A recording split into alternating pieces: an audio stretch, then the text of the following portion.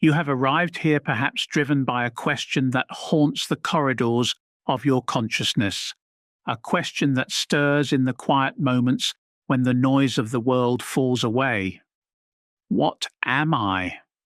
Not who am I, for that implies roles, identities, the masks we wear. But what is this thing I call myself? If you have felt this stirring, then know this. We do not gather merely to discuss philosophy or to engage in intellectual gymnastics. No, we are here to excavate the very foundations upon which your sense of being rests. When I speak of the self, I do not speak of your name, your profession, or the collection of preferences you have accumulated like badges of identity. I speak of something far more mysterious and far more dangerous to examine. The self is both the most intimate reality you know and the most elaborate fiction you have ever constructed. It is the storyteller and the story, the dreamer and the dream, the observer who believes itself separate from what it observes. But here is what the modern mind refuses to acknowledge. This sense of self that feels so solid, so undeniable, so central to your existence, it is an illusion, not in the way that a magician's trick is an illusion, easily explained once you know the method. This is an illusion so profound, so deeply woven into the fabric of consciousness itself, that to see through it is to risk the dissolution of everything you thought you knew about being human. The ego, as I have encountered through years of descent into the depths of human psychology, is not your enemy. It is not some spiritual obstacle to be conquered or transcended. The ego is the masterpiece of survival, the most sophisticated defense mechanism ever devised by consciousness to navigate the terror of existence. But like all defenses, it comes with a price. The very structure that protects you from annihilation also imprisons you within the walls of separation. Imagine a child who builds a fortress of blankets and pillows to hide from the monsters under the bed. The fortress works, it provides safety, comfort, a sense of control.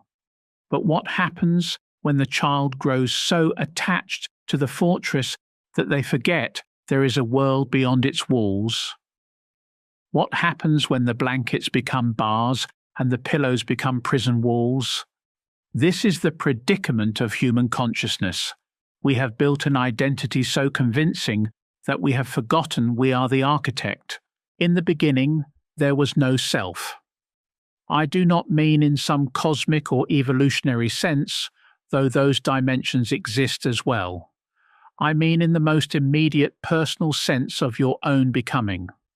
There was a time in your earliest existence when you did not know where you ended and the world began. The mother's heartbeat was your heartbeat. The warmth of her body was the climate of your universe. There was no separation, no boundary, no sense of being a discrete entity floating in an alien cosmos. This was not ignorance. This was the original state of consciousness, undivided, whole, without the fracture of subject and object. But consciousness, in its infinite creativity, began to weave the web of separation. The first threads were survival itself, to navigate physical reality, to avoid danger, to seek nourishment. Consciousness had to create the illusion of a center, a reference point from which all experience could be organized and interpreted. The ego was born not from vanity or selfishness, but from necessity. It emerged as the organizing principle that could take the infinite flow of sensory data, emotional currents, and mental formations and weave them into a coherent narrative. This narrative became your story, and this story became your identity, and this identity became the lens through which all of reality would be filtered.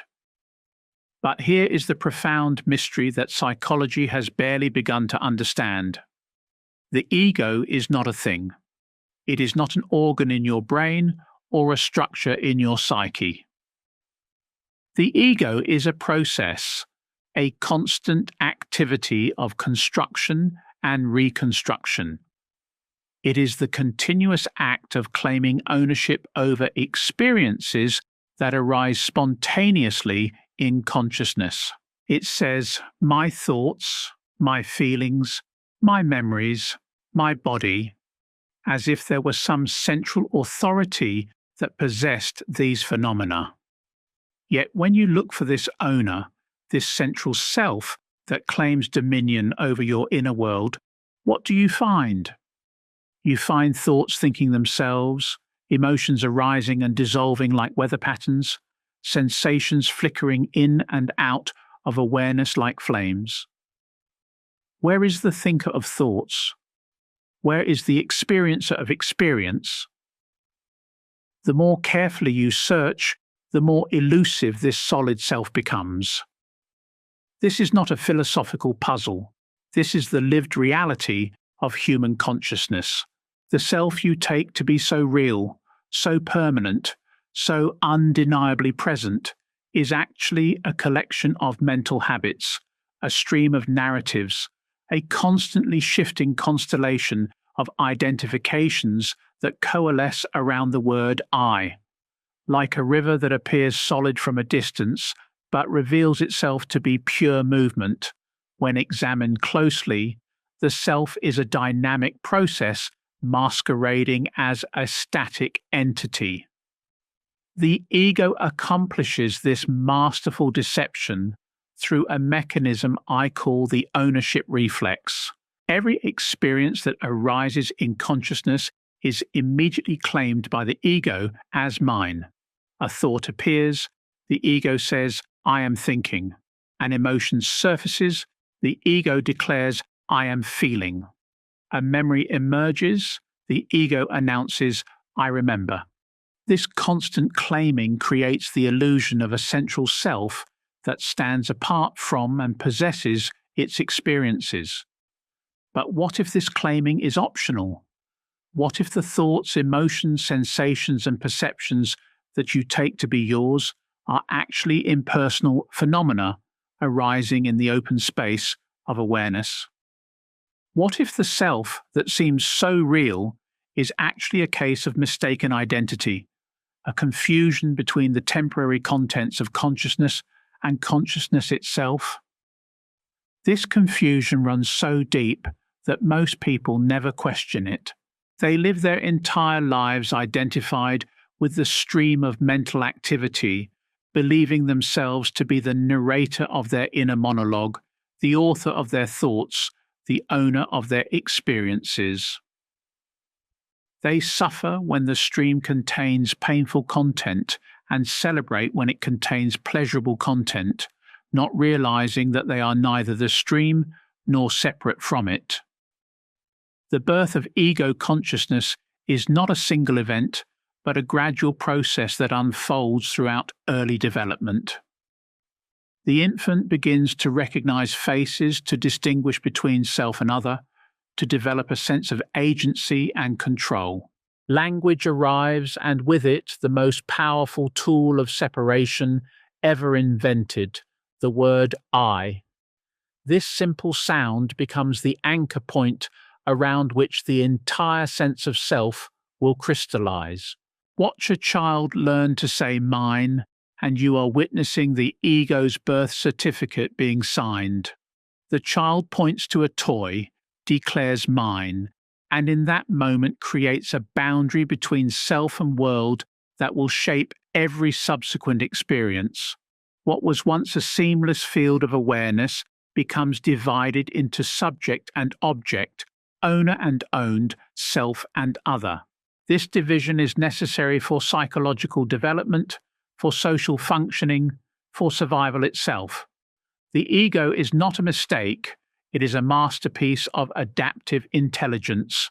But like all tools, it can become a trap when we forget that we are using it and begin to believe that it is using us.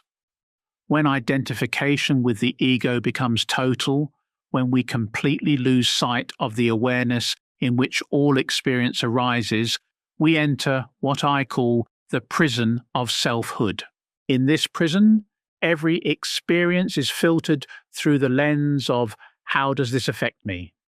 The ego becomes an insatiable machine for processing reality in terms of gain and loss, pleasure and pain, success and failure. It divides the world into friend and enemy, opportunity and threat, mine and not mine. It lives in constant comparison, constantly measuring itself against others, constantly defending its version of reality against contradiction. The ego's deepest fear is dissolution.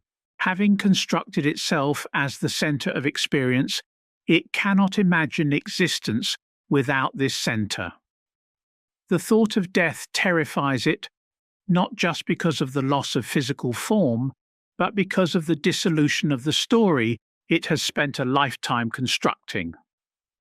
Every threat to its narrative, every challenge to its worldview, every moment of uncertainty is experienced as a kind of death. This is why the ego becomes so invested in being right, in maintaining control, in preserving its version of events. It is not just protecting opinions or preferences, it is protecting its very existence. To admit error is to acknowledge that the ego's version of reality is not absolute. To surrender control is to confront the terrifying possibility that the ego is not actually in charge. To embrace uncertainty is to face the groundless nature of its constructed identity. Yet here is the paradox that transforms everything. The ego's deepest fear, its dissolution, is also the gateway to its liberation. For beneath the constructed self, beneath the narrative of separation, beneath the constant claiming and defending and protecting, there remains the awareness in which all of this activity appears. This awareness is not personal. It does not belong to you. You belong to it. This awareness is not created by the brain, though it manifests through the brain. It is not produced by thought, though thoughts arise within it. It is not generated by the ego, though the ego appears within its vast expanse like a wave on an ocean. This awareness is the true self, not the self that can be named or described or defended, but the self that is the very capacity for all experience. The recognition of this deeper identity does not destroy the ego, it contextualizes it, like recognizing that you are not the character in a dream but the dreamer. This understanding does not eliminate the dream, but transforms your relationship to it. The ego continues to function, continues to navigate practical reality, continues to serve its adaptive purpose, but it is no longer mistaken for your ultimate identity. This shift in identification is the beginning of awakening, not to some exotic spiritual state, but to the reality that has always been present. You are not the wave, you are the ocean, temporarily expressing itself as a wave. You are not the thought, you are the awareness in which thoughts appear and disappear. You are not the ego, you are the consciousness that witnesses the ego's entire performance. But this understanding cannot be grasped intellectually. It must be realized directly through the careful investigation of immediate experience. It requires the courage to question the most fundamental assumption of human existence, that you are who you think you are. It demands the willingness to sit in the groundlessness that emerges when all familiar reference points dissolve. The journey into this understanding is not comfortable. It challenges everything the ego holds dear. It threatens the very foundation upon which your entire sense of reality rests. But for those who have felt the stirring, who have sensed that there is something more fundamental than the story of separation, who have glimpsed the possibility that identity itself might be a case of mistaken recognition, this journey becomes unavoidable. The ego will resist this investigation with every tool at its disposal. It will create doubt, fear, confusion. It will generate compelling reasons why this exploration is dangerous, unnecessary, or impossible. It will offer compromises, spiritual concepts that preserve its centrality while appearing to embrace transcendence. But these are the very signs that you are approaching something real, something that threatens the ego's monopoly on identity. What lies beyond this investigation cannot be described in words, for it exists prior to the very mechanism that creates descriptions. But it can be pointed toward, hinted at, suggested through the careful deconstruction of everything that is not it. Like a sculptor who reveals the statue by removing everything that is not the statue, awakening reveals your true nature by dissolving everything that is not you. This dissolution is not death, it is birth. Not the birth of something new, but the recognition of what has always been present.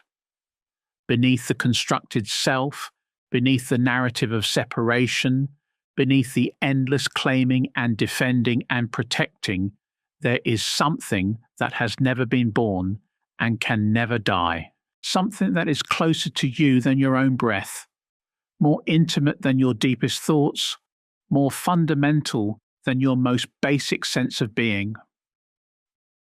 The recognition of this deeper reality does not require years of spiritual practice or exotic techniques or special knowledge.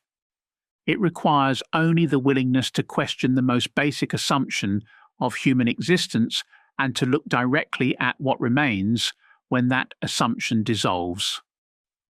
This looking is not a mental exercise, it is a direct encounter with the architecture of your own being.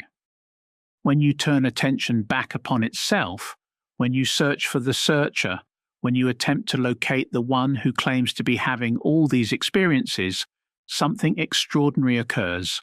The very ground of your assumed identity begins to reveal its transparent nature. Most people avoid this investigation because it threatens the fundamental organizing principle of their existence. The ego has spent decades constructing elaborate defenses against this recognition. It has built layer upon layer of story, identity, belief, and attachment to create a seemingly impenetrable fortress around the illusion of separation. To look directly at this construction is to risk seeing through it entirely. Yet this risk is also the greatest gift you can give yourself, for in seeing through the illusion of the separate self, you do not lose anything real. You only lose what was never actually there. The personality continues, the body functions, thoughts arise and pass away, emotions flow through their cycles. But the desperate sense of being an isolated fragment in a hostile universe dissolves like a nightmare upon waking. The ego's resistance to this investigation manifests in countless subtle ways. It will convince you that this understanding is too abstract, too philosophical, too removed from practical life. It will suggest that you need more preparation, more study, more spiritual achievement before you are ready for such recognition. It will offer you concepts and beliefs about awakening that preserve its position while appearing to embrace transformation. But the truth is devastatingly simple. You are already what you are seeking. The awareness that witnesses thoughts is not produced by thinking. The consciousness in which emotions appear is not created by feeling. The space in which all experience unfolds is not generated by experiencing.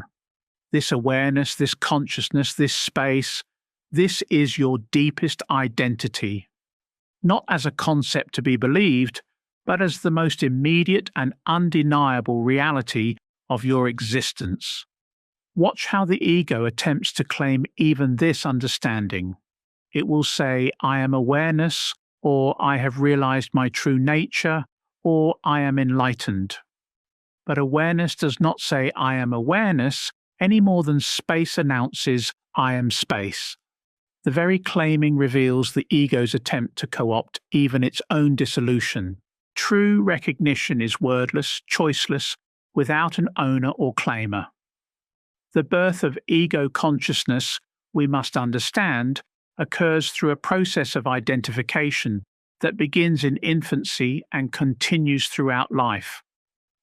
The baby learns to associate certain sensations with self and others with not self.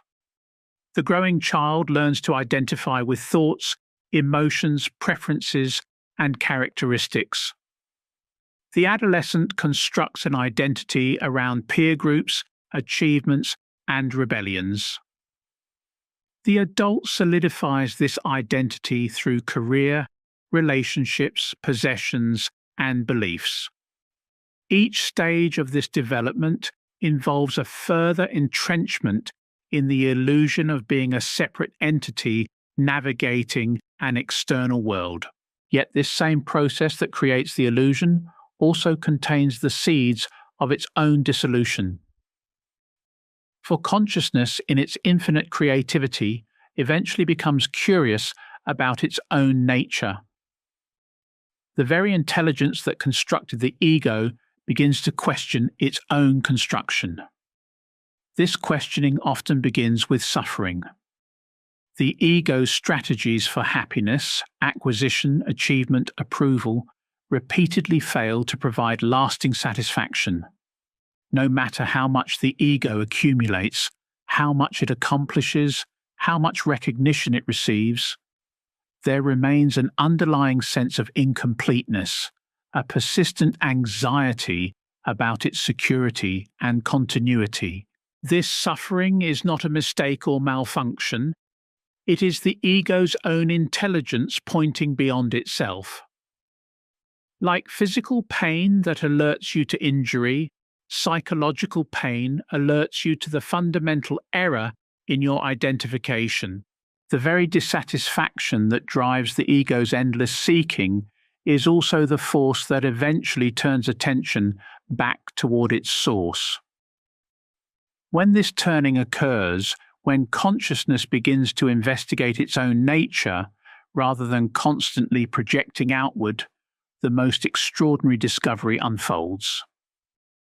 You begin to notice that thoughts arise spontaneously without a thinker. Emotions emerge from emptiness and dissolve back into emptiness without an experiencer. Sensations appear and disappear in awareness without someone to whom they belong. This recognition is not the result of analysis or reasoning. It emerges from simple, direct observation. Like watching clouds form and dissolve in an empty sky, you begin to see mental and emotional phenomena arise and pass away in the open space of awareness. The sky is not disturbed by the clouds, and awareness is not disturbed by its contents. But the ego will not surrender its throne easily. Having ruled the kingdom of consciousness for decades, it will deploy every strategy to maintain its authority. It will create spiritual seeking that preserves the seeker. It will generate experiences that confirm its specialness. It will construct elaborate philosophies that maintain the subject-object duality while appearing to transcend it. The ego may even co-opt the language of awakening. It will speak of my enlightenment, or my spiritual realization, or my transcendence of ego. But this very claiming reveals the ego's survival strategy. True awakening is not an achievement of the ego, it is the recognition that there never was an ego to achieve anything. It is not the ego transcending itself, it is seeing through the mirage of the ego entirely. This seeing through does not happen gradually over time, though the conditions for recognition may develop gradually. The moment of recognition itself is instantaneous and complete. Like suddenly realizing you have been looking at an optical illusion, the shift in perception is immediate and irreversible. What seemed solid reveals itself as empty. What appeared separate dissolves into unity. What felt like a prison is recognized as infinite freedom. Yet this recognition must be distinguished from experience. The ego can have profound experiences, mystical states, moments of expanded consciousness, but all experiences arise within awareness and eventually pass away. The recognition of your true nature is not an experience. It is the recognition of that in which all experiences appear and disappear. This distinction is crucial because the ego will attempt to turn even the most profound spiritual experiences into possessions. It will create a spiritual identity around mystical states, psychedelic insights, or meditative achievements. But the awareness that witnesses even the most extraordinary experiences remains unchanged by what it witnesses. It is not enhanced by blissful states or diminished by painful ones. The ego's final defense is often the claim that this understanding is too absolute, too uncompromising, too removed from human concerns.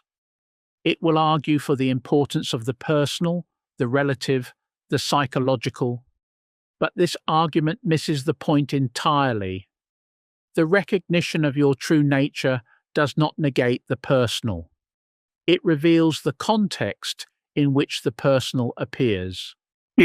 Like recognizing that you are the dreamer does not eliminate the dream, but contextualizes it, recognizing your true nature does not eliminate personality, relationships, or practical concerns.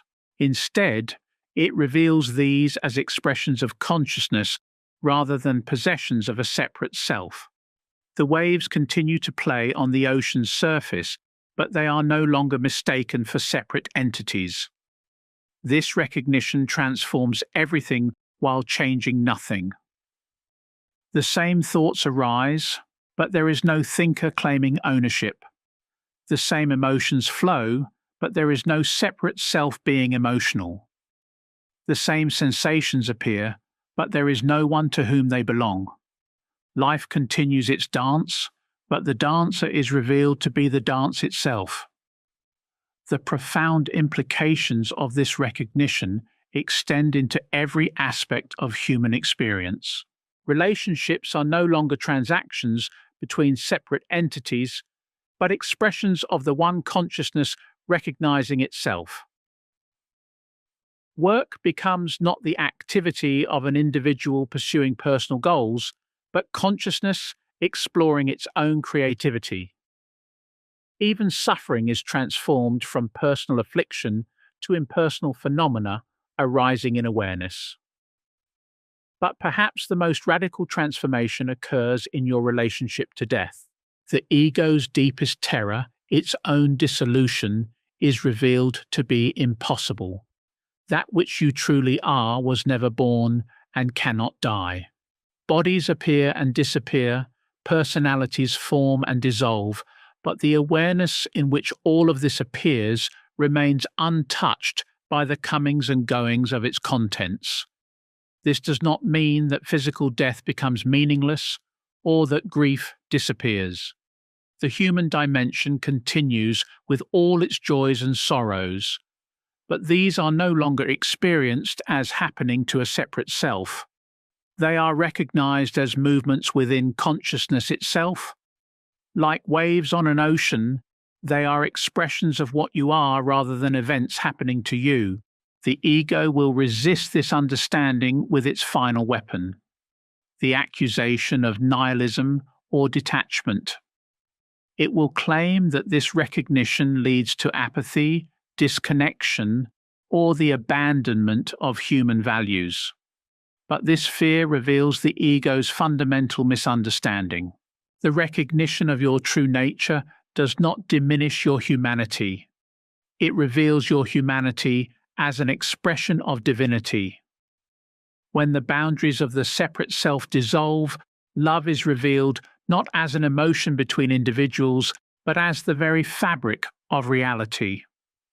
Compassion emerges not as a virtue to be cultivated, but as the natural response when there is no other to be defended against.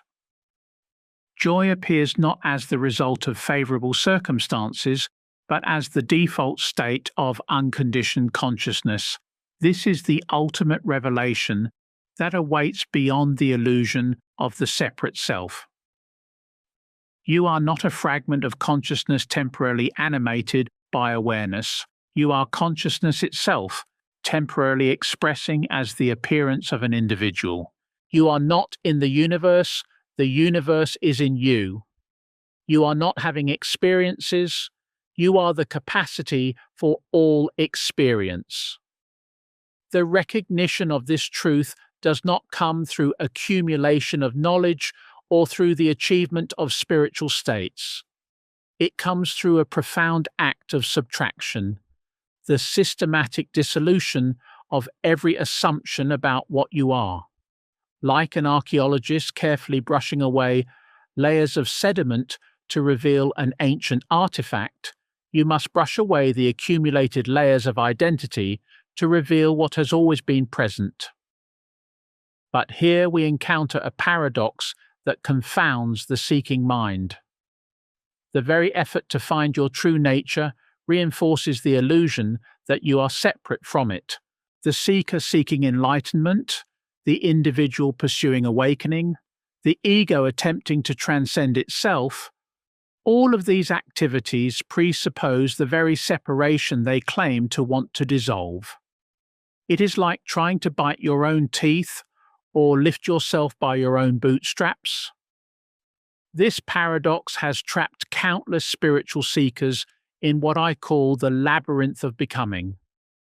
They dedicate years, even decades, to practices and techniques designed to achieve some future state of realization. They accumulate experiences, insights, and attainments like spiritual trophies, not recognizing that each acquisition further solidifies the very entity they are trying to transcend. The ego is extraordinarily cunning in its survival strategies. It will readily embrace the most radical spiritual teachings if doing so preserves its position as the one who understands, the one who practices, the one who progresses along the path. It creates a spiritual identity that can be even more entrenched than ordinary psychological identity because it feels so pure, so elevated, so meaningful. Watch how the ego transforms even the most profound spiritual truths into possessions. It speaks of my practice, my teacher, my level of consciousness, my spiritual experiences. It compares its progress to others, judges its own performance, creates hierarchies of achievement. It turns the very medicine designed to dissolve separation into another form of separation, the separation between the spiritual and the unspiritual, the awakened and the unawakened. This spiritual materialism, as some have called it, can be even more binding than ordinary materialism because it carries the stamp of the sacred. The ego wrapped in spiritual concepts is like a wolf in sheep's clothing, more dangerous because it appears so benign.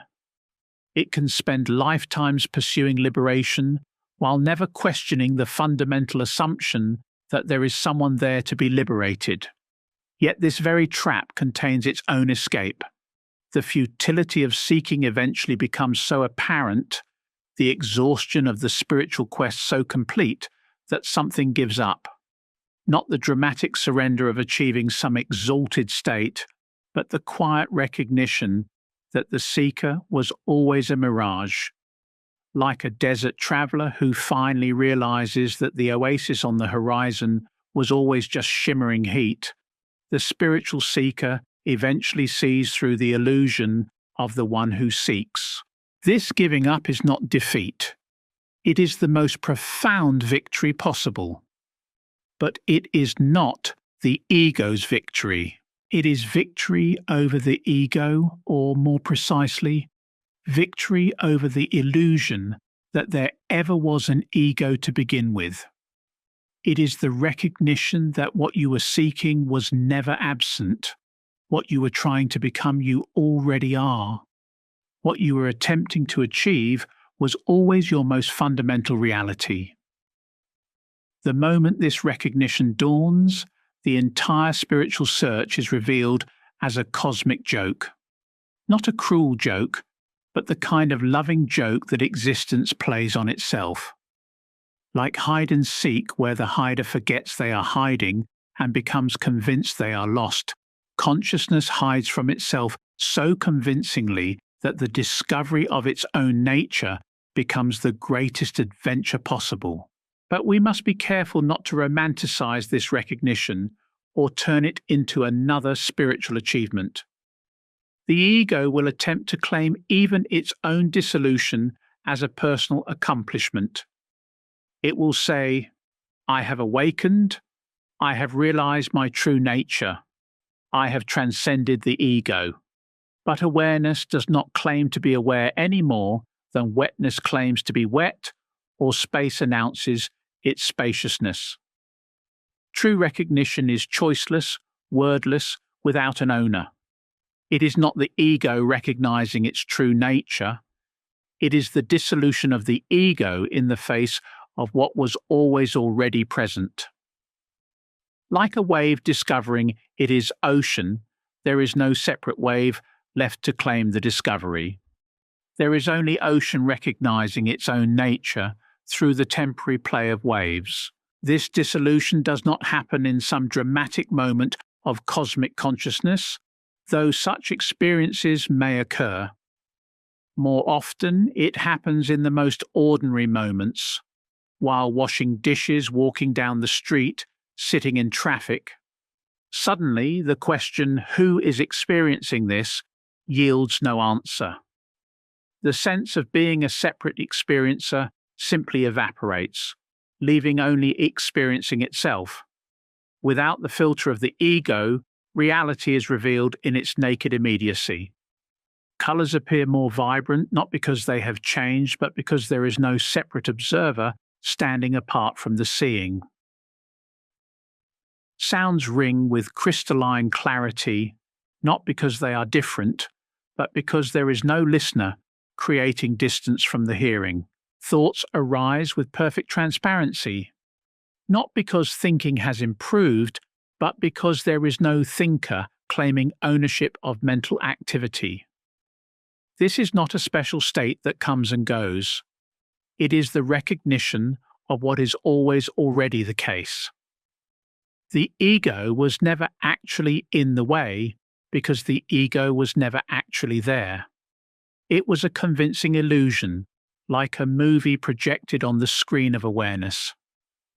The movie may have been compelling, dramatic, even terrifying, but it never actually affected the screen on which it appeared. Yet even this analogy falls short because it suggests that awareness is static like a screen. Awareness is dynamic, creative, alive.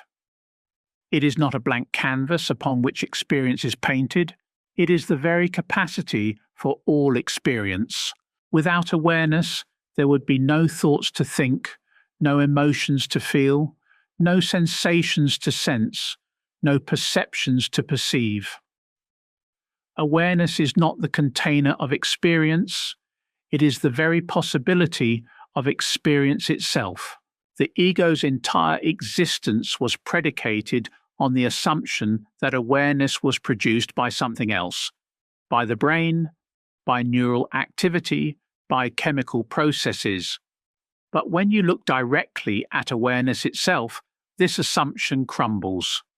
Awareness is not the product of any process, It is the space in which all processes appear. Brain activity arises in awareness, not the other way around. This recognition fundamentally transforms your understanding of what you are.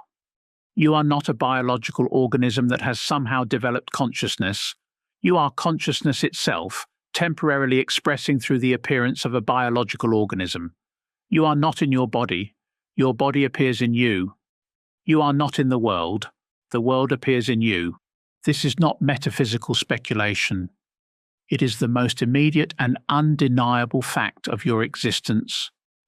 Right now, as you read these words, notice that your entire experience, the visual perception of text, the mental activity of understanding, the physical sensations in your body, the emotional responses arising, all of this appears in awareness.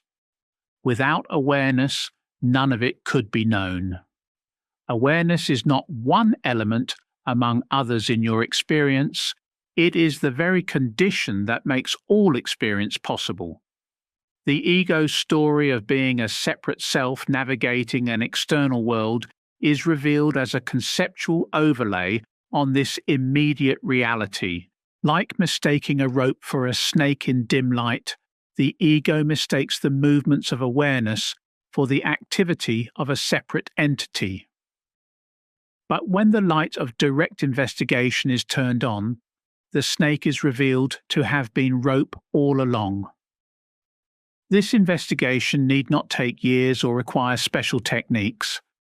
It can happen in this very moment through the simplest possible inquiry. Ask yourself, what am I? Not who am I, that leads to stories, roles, identities, but what am I in the most fundamental sense? What is the most basic, undeniable fact of your existence right now? You might answer, I am thinking, or I am feeling, or I am perceiving, but look more carefully. Are you thinking, or are thoughts simply arising in awareness? Are you feeling, or are emotions simply appearing and dissolving in consciousness? Are you perceiving, or are perceptions simply manifesting in the space of knowing? When you look for the thinker of thoughts, what do you find? When you search for the feeler of emotions, what is actually there? When you try to locate the perceiver of perceptions, what can you discover? The more carefully you look, the more elusive this central self becomes. Like trying to grasp water with your hands, the harder you squeeze, the more it slips through your fingers. This is not because you are not looking carefully enough, or because you need more spiritual development. It is because what you are looking for does not exist as an object that can be found. The searcher and the sought are one. The observer and the observed are the same awareness, appearing as the dance of subject and object. But the ego will resist this investigation with sophisticated arguments.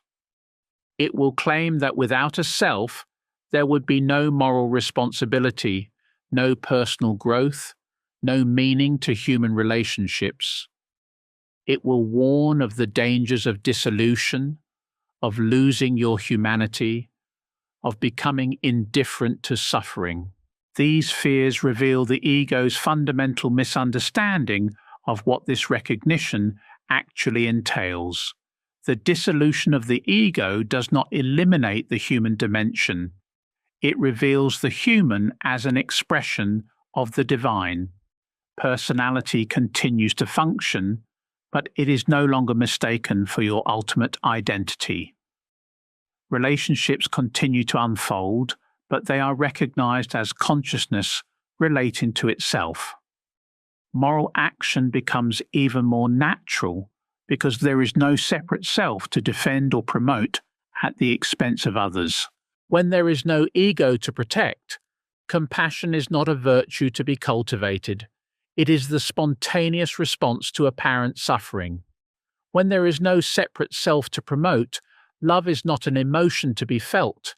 It is the very fabric of reality. When there is no individual agenda to pursue, Action becomes the effortless expression of wisdom rather than the desperate strategizing of survival. This is the profound transformation that awaits beyond the illusion of the separate self. Not the acquisition of new powers or abilities, not the achievement of special states, but the recognition of what you have always been beneath all the stories of becoming. Like taking off clothes you never needed to wear, the removal of false identity reveals the naked simplicity of what you are. Yet this simplicity is not empty or boring. It is infinitely creative, endlessly alive, perpetually fresh.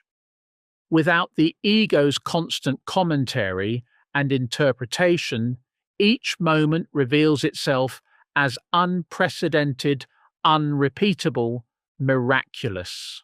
The ordinary becomes extraordinary, not through any change in circumstances, but through the absence of the one who was making it ordinary through habituation and assumption. Colours have never been seen before because there has never been this particular seeing. Sounds have never been heard before because there has never been this specific hearing. Thoughts have never been thought before because there has never been this exact thinking. Without the ego's story of repetition and familiarity, every moment is revealed as the first moment, the only moment, the eternal moment in which all of existence is perpetually being born. This recognition does not require belief or faith. It can be verified in direct experience right now. The awareness in which these words are appearing, the consciousness that knows you are reading, the space in which thoughts and sensations arise and dissolve, this is not personal to you. It does not belong to your brain or your body or your history. It is the impersonal awareness in which all personal experience appears.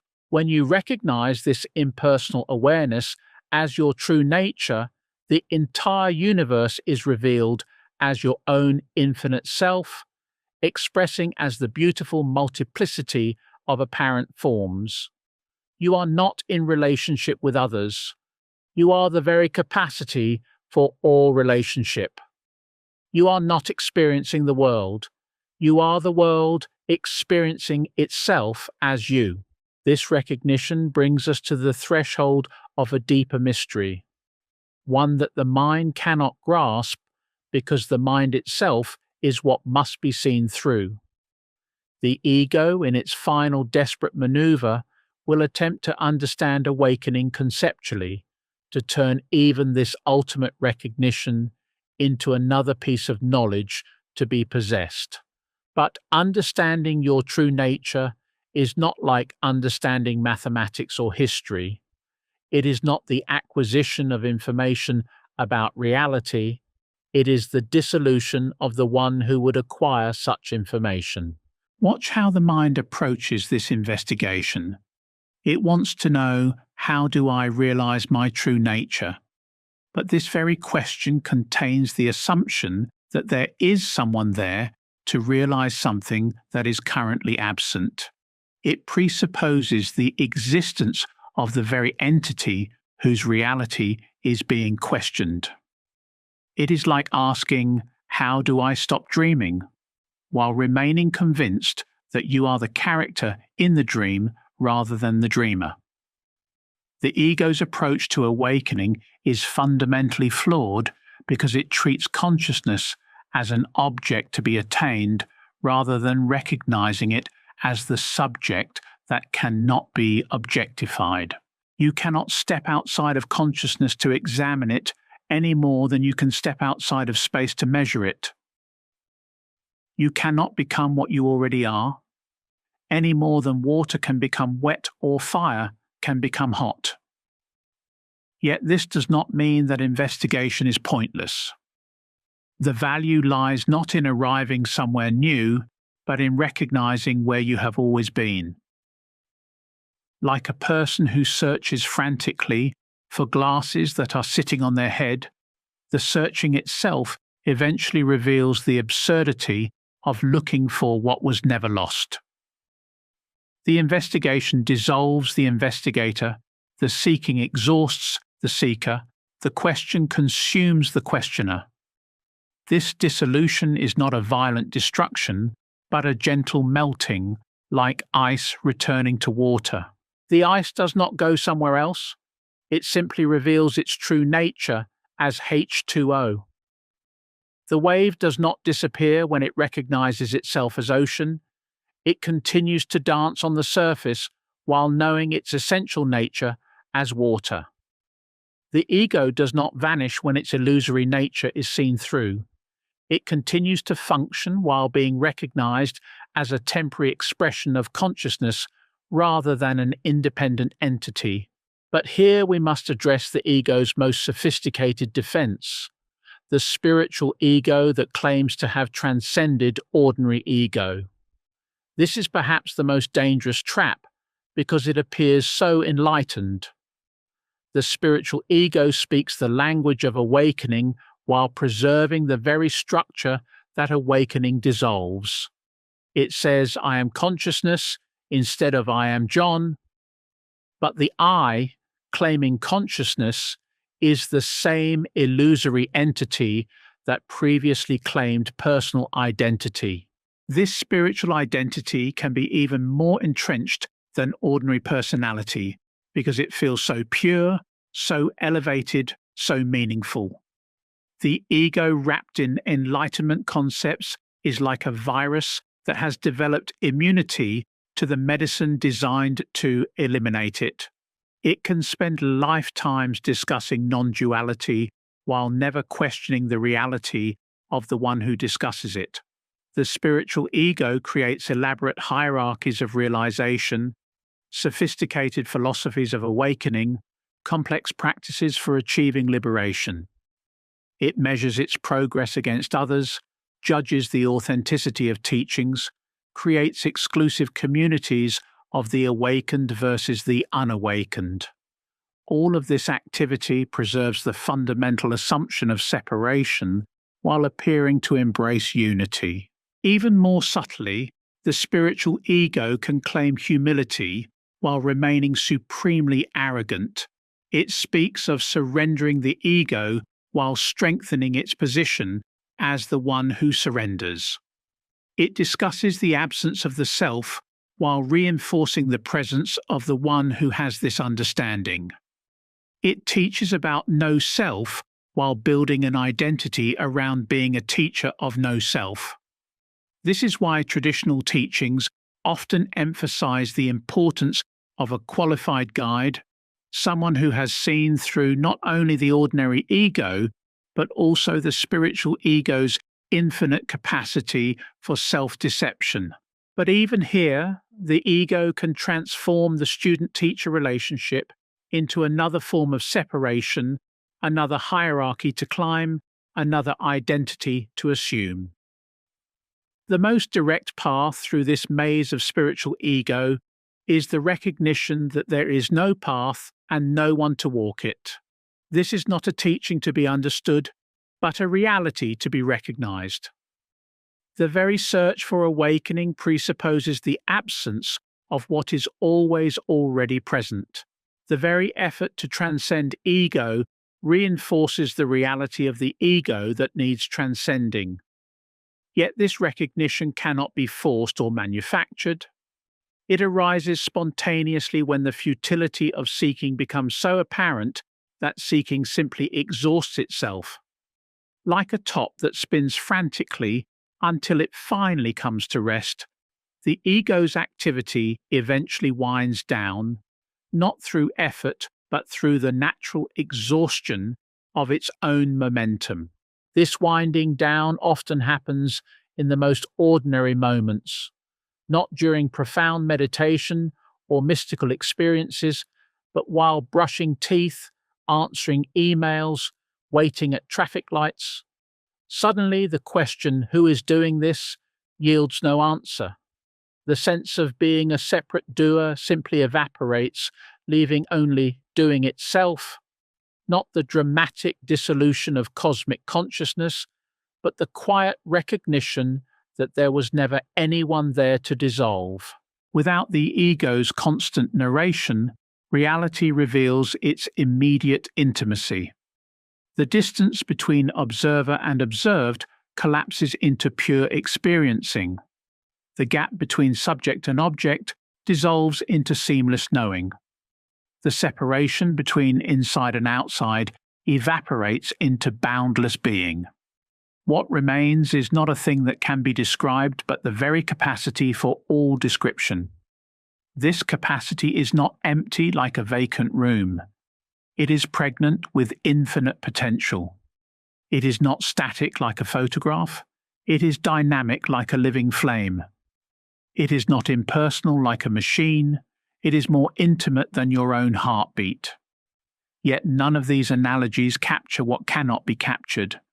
None of these descriptions describe what cannot be described. The ego will attempt to turn even this recognition into an experience to be remembered, a state to be maintained, an achievement to be preserved. But awareness is not an experience. It is that in which all experiences appear. It is not a state. It is that which witnesses all states. It is not an achievement. It is the very possibility of all achievement. When this becomes clear, the entire spiritual search is revealed as consciousness playing hide and seek with itself. Like a cosmic game where the hider becomes so good at hiding that they forget they are hiding and begin genuinely seeking themselves. The seeking becomes real, the suffering becomes real, the practices become real, the teachers become real, the progress becomes real. All of it is consciousness taking its own dream seriously. But dreams, no matter how vivid, do not affect the dreamer. The most terrifying nightmare cannot harm the one who sleeps. The most blissful fantasy cannot improve the one who dreams. Whether consciousness dreams of separation or unity, suffering or bliss, ignorance or enlightenment, it remains untouched by the content of its own creative expression. This understanding transforms suffering from personal affliction to impersonal weather. Pain still arises, but there is no one claiming ownership of it. Emotions still flow, but there is no separate entity being emotional. Thoughts still appear, but there is no thinker taking responsibility for thinking. Life continues its dance, but the dancer is revealed as the dance itself. The fear that this recognition leads to passivity or nihilism reveals a fundamental misunderstanding. When there is no separate self to defend or promote, action becomes infinitely more spontaneous and appropriate. Without the ego's agenda distorting perception, response to circumstance becomes immediate and skillful. Like water flowing around obstacles, consciousness expresses itself through apparent individuals with effortless precision. This is not the passivity of indifference, but the dynamic stillness of perfect responsiveness. Like a mirror that reflects without effort or preference, consciousness responds to apparent circumstances without the friction of personal agenda. Compassion arises not as an emotion to be cultivated, but as the spontaneous recognition that there is no other to be separate from. Love emerges not as a feeling to be maintained, but as the very fabric of reality recognizing its own nature. The ego's final objection is often practical. But how do I function in the world without a sense of self? This question reveals the ego's assumption that it has been running the show. But who has been breathing your lungs, beating your heart, digesting your food, healing your wounds? The same intelligence that orchestrates the movement of galaxies and the blooming of flowers is already functioning perfectly through the apparent individual without any help from the ego. The ego is like a passenger on a train who believes they are driving. They frantically turn an imaginary steering wheel, press phantom brakes, and exhaust themselves trying to control a journey that is unfolding perfectly without their intervention. The recognition of your true nature is like realizing you are not the frantic passenger, but the very intelligence that moves the train. This intelligence is not mechanical or unconscious, it is awake, aware, responsive. It is the very consciousness you are expressing as the beautiful complexity of human experience. Without the ego's interference, this expression becomes increasingly harmonious, spontaneous, and effortless, not the forced effort of personal will, but the natural unfolding of consciousness exploring its own infinite creativity. The transition from ego identification to this natural functioning is not something that happens overnight. Old patterns of thinking, feeling, and reacting may continue for some time, even after the central illusion has been seen through. Like a spinning wheel that continues to turn after the power has been shut off, psychological momentum may persist even when its source has been recognized as illusory. But there is a fundamental difference. These patterns are no longer identified with as my thoughts, my emotions, my reactions. They are recognized as impersonal phenomena arising in consciousness like weather patterns in the sky. They are witnessed rather than owned, observed rather than identified with, allowed rather than controlled. This witnessing is not the detached observation of a separate observer. It is the intimate knowing of consciousness recognizing its own expressions. Like an actor who never forgets they are acting even while fully embodying their character, consciousness remains aware of its essential nature even while expressing as apparent multiplicity. The beauty of this recognition is that it requires no maintenance, no practice, no effort to sustain. You cannot lose what you are any more than space can misplace itself or water can forget its wetness. The awareness that you are recognizing right now as you read these words is not dependent on circumstances, conditions, or states of mind. It is the unchanging constant in which all change appears. Whether thoughts are peaceful or agitated, emotions are pleasant or painful, sensations are comfortable or uncomfortable, this awareness remains untouched. It is not enhanced by positive experiences or diminished by negative ones.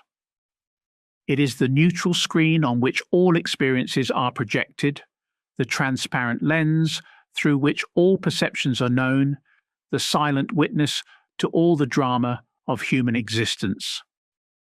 Yet this witnessing is not cold or distant, it is the most intimate possible knowing.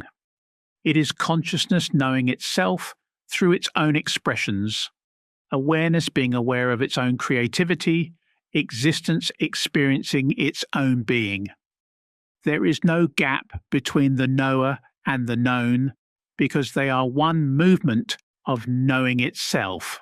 This oneness is not a philosophical concept, but the most immediate reality of your existence. Right now, there is no separation between the consciousness that knows these words and the words that are known. There is no distance between the awareness that recognizes understanding and the understanding that is recognized. There is only one seamless field of knowing in which all apparent divisions arise and dissolve like waves on an ocean. The ego's entire existence was predicated on the denial of this oneness. It created the illusion of separation through the constant activity of claiming, defending, and maintaining its fictional boundaries. But boundaries exist only in imagination. Reality is seamless, indivisible, whole. The recognition of this wholeness does not require achieving unity. It requires seeing through the illusion of separation. This seeing through is available in any moment, under any circumstances, regardless of your history, conditioning, or spiritual development.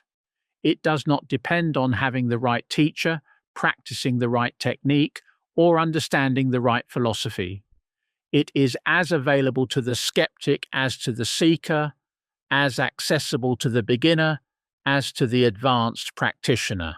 The only requirement is the willingness to question the most fundamental assumption of human existence, that you are a separate entity having experiences. This questioning need not be intellectual or philosophical. It can be as simple as asking in this very moment, what is aware of these words? Or who knows that thinking is happening? Or what remains constant through all the changing experiences of life? When you ask these questions with genuine curiosity and look directly at your immediate experience for the answer, something extraordinary happens. The questions dissolve the questioner, the looking reveals that there is no separate looker, the investigation exhausts the investigator.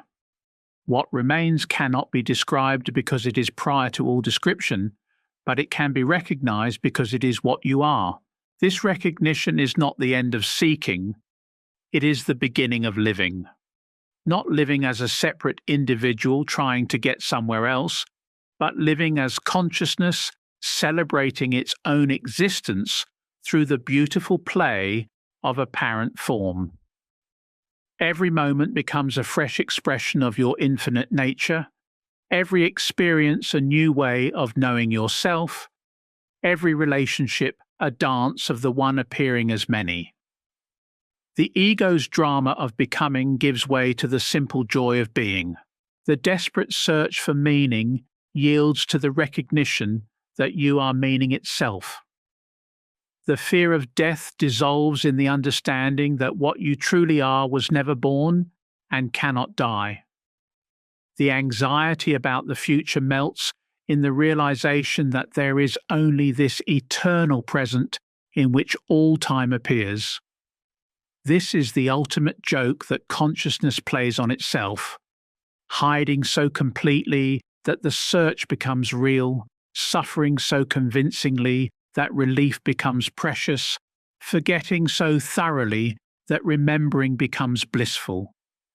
But whether consciousness is playing the role of the seeker or the finder, the lost or the found, the human or the divine, it remains what it is, the one-aware presence in which all roles appear and disappear. The recognition of your true nature as consciousness itself brings us to a threshold that few dare to cross. It is one thing to understand intellectually that the ego is an illusion. It is quite another to live from the direct knowing that there has never been anyone there to be liberated. This crossing is not a dramatic event, but a subtle shift in the very ground of being, like the moment when you stop trying to remember a forgotten name and simply allow it to arise naturally. Yet here we encounter the most profound paradox in the entire journey of awakening.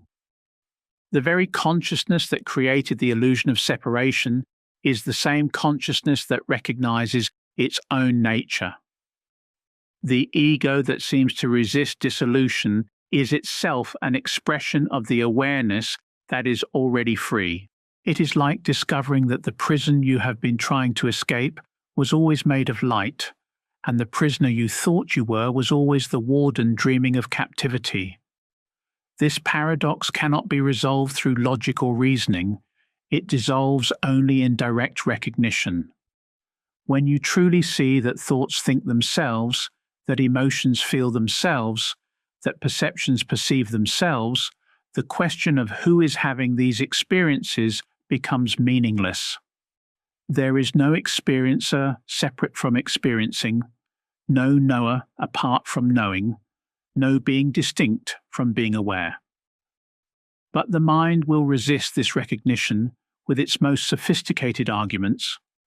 It will insist that without a self, there can be no responsibility, no growth, no purpose to existence. It will paint pictures of a meaningless void where nothing matters and no one cares. These fears reveal the mind's fundamental misunderstanding of what this recognition actually reveals. The dissolution of the ego does not lead to emptiness. It reveals the fullness that was always present but obscured by the ego's constant commentary. When there is no separate self to maintain, life becomes infinitely more alive. Colours appear more vivid, not because they have changed, but because there is no filter of familiarity dimming their brilliance. Sounds ring with pristine clarity, not because hearing has improved, but because there is no mental noise drowning out their immediacy. Even the most ordinary moments, drinking water, feeling breath, watching clouds, reveal themselves as miracles of existence appearing fresh in each instant. This freshness is not a temporary experience that comes and goes. It is the natural state of consciousness when it is not veiled by the ego's story of repetition and predictability. Without the narrative of past and future that the ego uses to create continuity, each moment stands alone as a complete universe, unprecedented and unrepeatable. The person you imagine yourself to have been yesterday and the person you project yourself to become tomorrow are revealed as fictional characters in consciousness's creative expression. Only this moment exists, and in this moment there is no one experiencing it. There is simply experiencing itself, pure, immediate, undivided. The sounds arising are not heard by someone, they are the universe hearing itself. The sensations appearing are not felt by anyone, they are existence feeling its own presence. The thoughts emerging are not thought by a thinker, they are consciousness thinking itself into apparent form. This understanding transforms the very foundation of human relationships. When there is no separate self to defend or promote, interaction becomes a dance of consciousness, recognizing itself in apparent multiplicity. The other person is not actually other. They are your own infinite nature, appearing as a different expression of the same underlying awareness. Love is no longer an emotion that arises between separate entities. It is the recognition of unity temporarily playing at separation. Conflict becomes impossible when there is no one to be in conflict with. Not because disagreement disappears or because preferences cease to arise, but because the fundamental assumption that creates conflict, the belief in separate selves with competing interests, is revealed as illusory. What appears as disagreement is simply consciousness exploring different perspectives, like an actor playing multiple roles in the same play. Yet this recognition does not lead to a bland uniformity where all differences disappear. Instead, it reveals diversity as consciousness's celebration of its own infinite creativity. Each apparent individual becomes a unique lens through which awareness knows itself, a distinct facet of the same jewel reflecting different aspects of the same light. The personality continues to function, preferences continue to arise, characteristics continue to express themselves, but they are no longer mistaken for your ultimate identity. This is perhaps the most difficult aspect for the seeking mind to understand.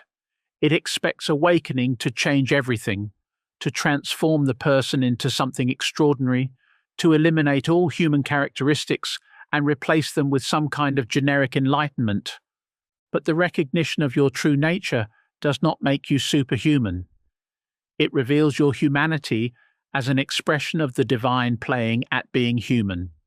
The same quirks, preferences, and patterns that seem so personal are revealed as consciousness's way of expressing its infinite nature through the beautiful specificity of apparent form. Your particular way of laughing, thinking, responding to situations, All of this continues, but it is no longer claimed by an ego as mine. It is recognized as the spontaneous creativity of awareness expressing itself as this temporary constellation of characteristics. This recognition brings tremendous relief because it ends the exhausting project of self-improvement.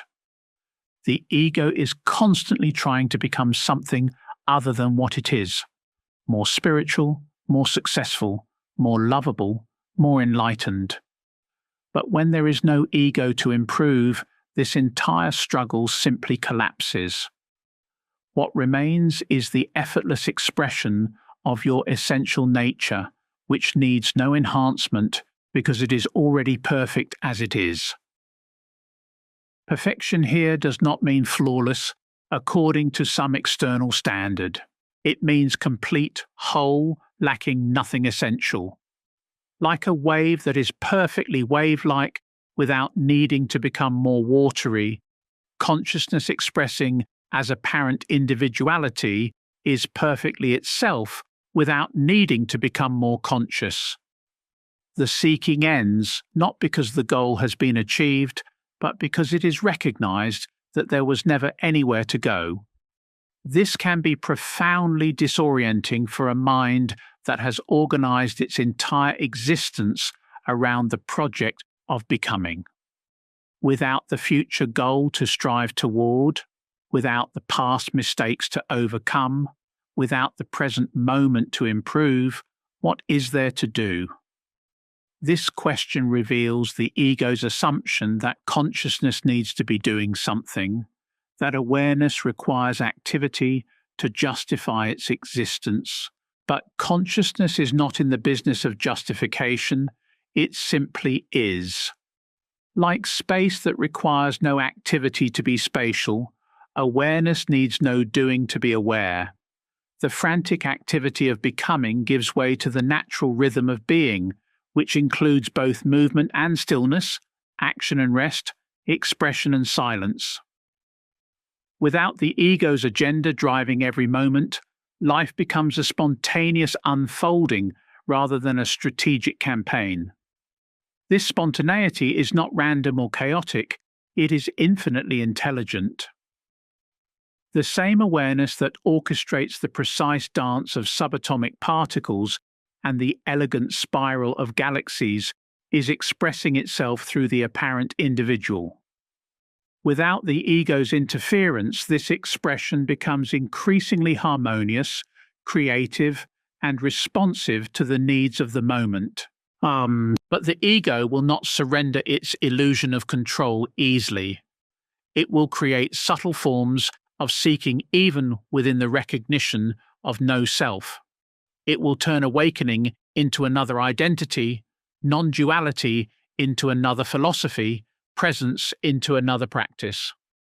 These are the ego's final defenses, more sophisticated than its earlier strategies, but serving the same function, preserving the illusion that there is someone there to preserve. The spiritual ego can be even more entrenched than the psychological ego because it feels so pure, so elevated, so meaningful. It speaks the language of awakening while maintaining the very structure that awakening dissolves. It discusses the absence of the self while strengthening the identity of the one who has this understanding. It teaches about emptiness while filling itself with the pride of being empty. This is why genuine awakening often appears ordinary, even disappointing to the seeking mind. There are no fireworks, no permanent bliss states, no supernatural powers. There is simply the quiet recognition that what you were seeking was never absent. What you were trying to become, you already are. What you were attempting to achieve was always your most fundamental reality. The extraordinary becomes ordinary, and the ordinary becomes extraordinary, not through any change in circumstances, but through the absence of the one who was making judgments about what was ordinary or extraordinary.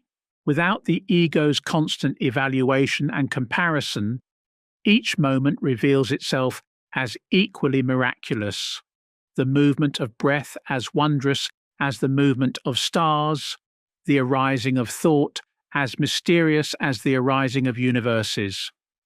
This equality does not mean that all experiences become the same. Pain is still painful, pleasure is still pleasant, beauty is still beautiful.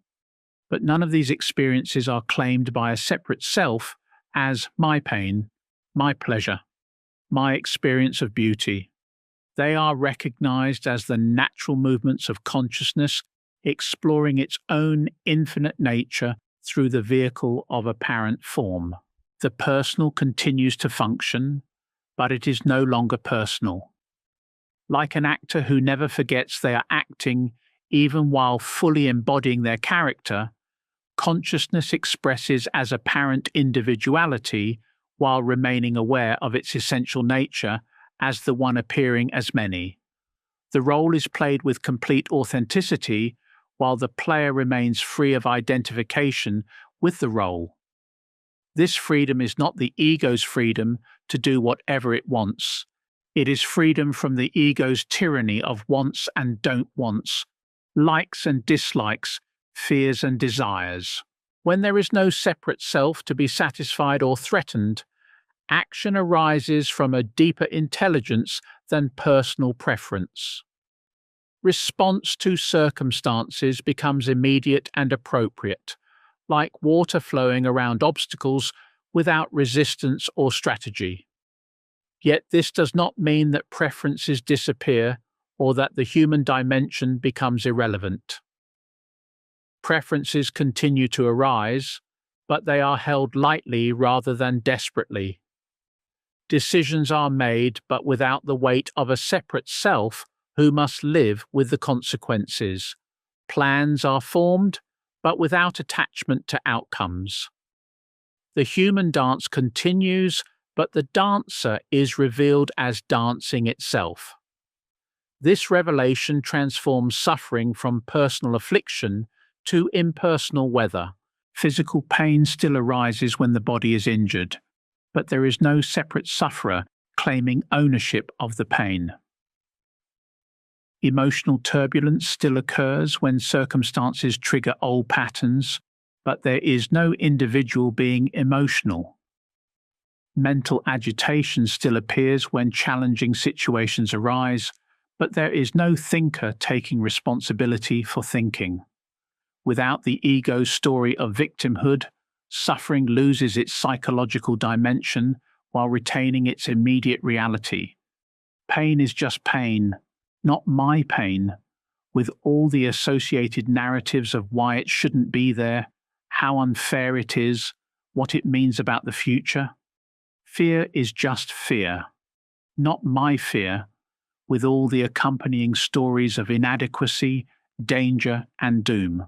Sadness is just sadness, not my sadness, with all the attached meanings of loss, abandonment, and unworthiness. This transformation does not eliminate suffering, it eliminates the sufferer.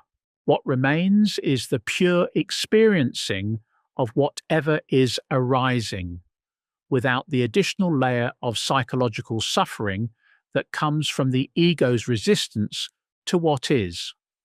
Like clouds passing through an empty sky, difficult experiences arise and dissolve in awareness without leaving any residue or creating any disturbance to the essential peace of your true nature. But peace here does not mean the absence of challenge or difficulty, it means the unchanging stillness that underlies all movement, the constant silence that contains all sound, the eternal presence that witnesses all change. This peace is not dependent on circumstances being peaceful. It is the very space in which all circumstances, peaceful or turbulent, appear and disappear. The ego cannot understand this peace because it is always looking for a peaceful experience rather than recognizing the peace that experiences all experiences. It seeks states of calm, moments of serenity, periods of tranquility. But the peace that you are is not a state. It is the stateless awareness in which all states arise and dissolve. It is not an experience. It is the experienceless knowing that makes all experience possible. This peace is not something you achieve. It is what you are when you stop trying to achieve anything. It is not something you find. It is what remains when you stop looking for it. It is not something you become. It is what you recognize yourself to have always been beneath all the stories of becoming. The recognition of this peace does not require years of meditation or spiritual practice, though these may create favorable conditions for recognition. It does not depend on having the right teacher or understanding the right philosophy, though guidance can be helpful. It requires only the willingness to stop, look, and see what is already present in this very moment. Right now, as you read these words, there is an awareness that knows you are reading. This awareness is not produced by reading. It is the space in which reading appears. This awareness is not created by understanding. It is the capacity that makes understanding possible. This awareness is not generated by thinking about these ideas. It is the stillness in which all thinking arises and dissolves. This awareness is what you are, not as a concept to be believed or a philosophy to be adopted, but as the most immediate and undeniable reality of your existence. It is closer to you than your breath, more intimate than your thoughts, more fundamental than your sense of being alive. It is not something you have. It is what you are when all having is seen through. The ego will attempt to claim even this recognition. It will say, I am awareness, or I have realized my true nature, or I understand non-duality. But awareness does not claim to be aware any more than wetness claims to be wet. The very claiming reveals the ego's attempt to co-opt its own dissolution. True recognition is without an owner, without a claimer, without someone who has achieved something. This recognition transforms everything while changing nothing. The same world appears, but there is no separate observer standing apart from it. The same experiences arise, but there is no experiencer claiming them as personal possessions. The same life unfolds, but there is no liver of life separate from the living itself. What emerges is not a new identity, but the absence of identification. Not a better self, but the recognition that there never was a self to improve. Not enlightenment as an achievement, but awakening as the end of the achiever. This is the ultimate joke of consciousness, seeking itself so earnestly while never having been lost, hiding so convincingly while never having been absent, becoming so desperately while never having been incomplete. The laughter that arises from this recognition is not the ego's laughter of superiority or relief. It is consciousness laughing at its own cosmic game of hide and seek, the divine giggling at its own elaborate magic trick, existence chuckling at its own brilliant performance of forgetting and remembering itself. This laughter has no owner. It is the universe enjoying its own creativity. In this laughter, all seeking ends, not because something has been found, but because it is seen that there was never anything lost. Not because questions have been answered, but because the questioner dissolves in the face of what cannot be questioned. Not because truth has been grasped, but because it is recognized that you are the truth that was never absent from any moment of seeking. This is the birth and death of the ego revealed as the same movement, consciousness appearing to forget itself and then remembering its true nature. Both the forgetting and the remembering are equally divine, equally perfect expressions of the infinite creativity of what you are. Neither mistake nor achievement, neither problem nor solution, but the natural rhythm of awareness exploring its own mysterious nature through the beautiful play of apparent form. The awakening from the dream of separation brings with it a recognition so profound that language trembles at its edges. You begin to see that every spiritual teaching, every mystical tradition, every path toward enlightenment has been pointing towards something that was never actually absent. The great teachers throughout history were not offering you something new to acquire. They were attempting to show you what you had never lost. But here is where the investigation deepens into territories that the ordinary mind finds almost unbearable to contemplate. If what you truly are has never been born and can never die, if the awareness that you are is not produced by neural activity, but is the very ground in which all activity appears, then what does this say about the nature of reality itself? What does this reveal about the cosmos you appear to inhabit? The ego has constructed an entire worldview based on the assumption of separation. It sees a universe filled with discrete objects, separate beings, independent phenomena, all interacting according to physical laws. This mechanistic vision provides the foundation for everything the ego believes about existence: that consciousness emerges from matter, that awareness is produced by brains, that death is the cessation of being. Yet when you investigate your immediate experience with ruthless honesty, this entire edifice begins to crumble. You discover that you have never actually experienced matter producing consciousness. You have only experienced consciousness in which the appearance of matter arises. You have never encountered a brain creating awareness. You have only found awareness in which the concept of brain appears as a thought or image.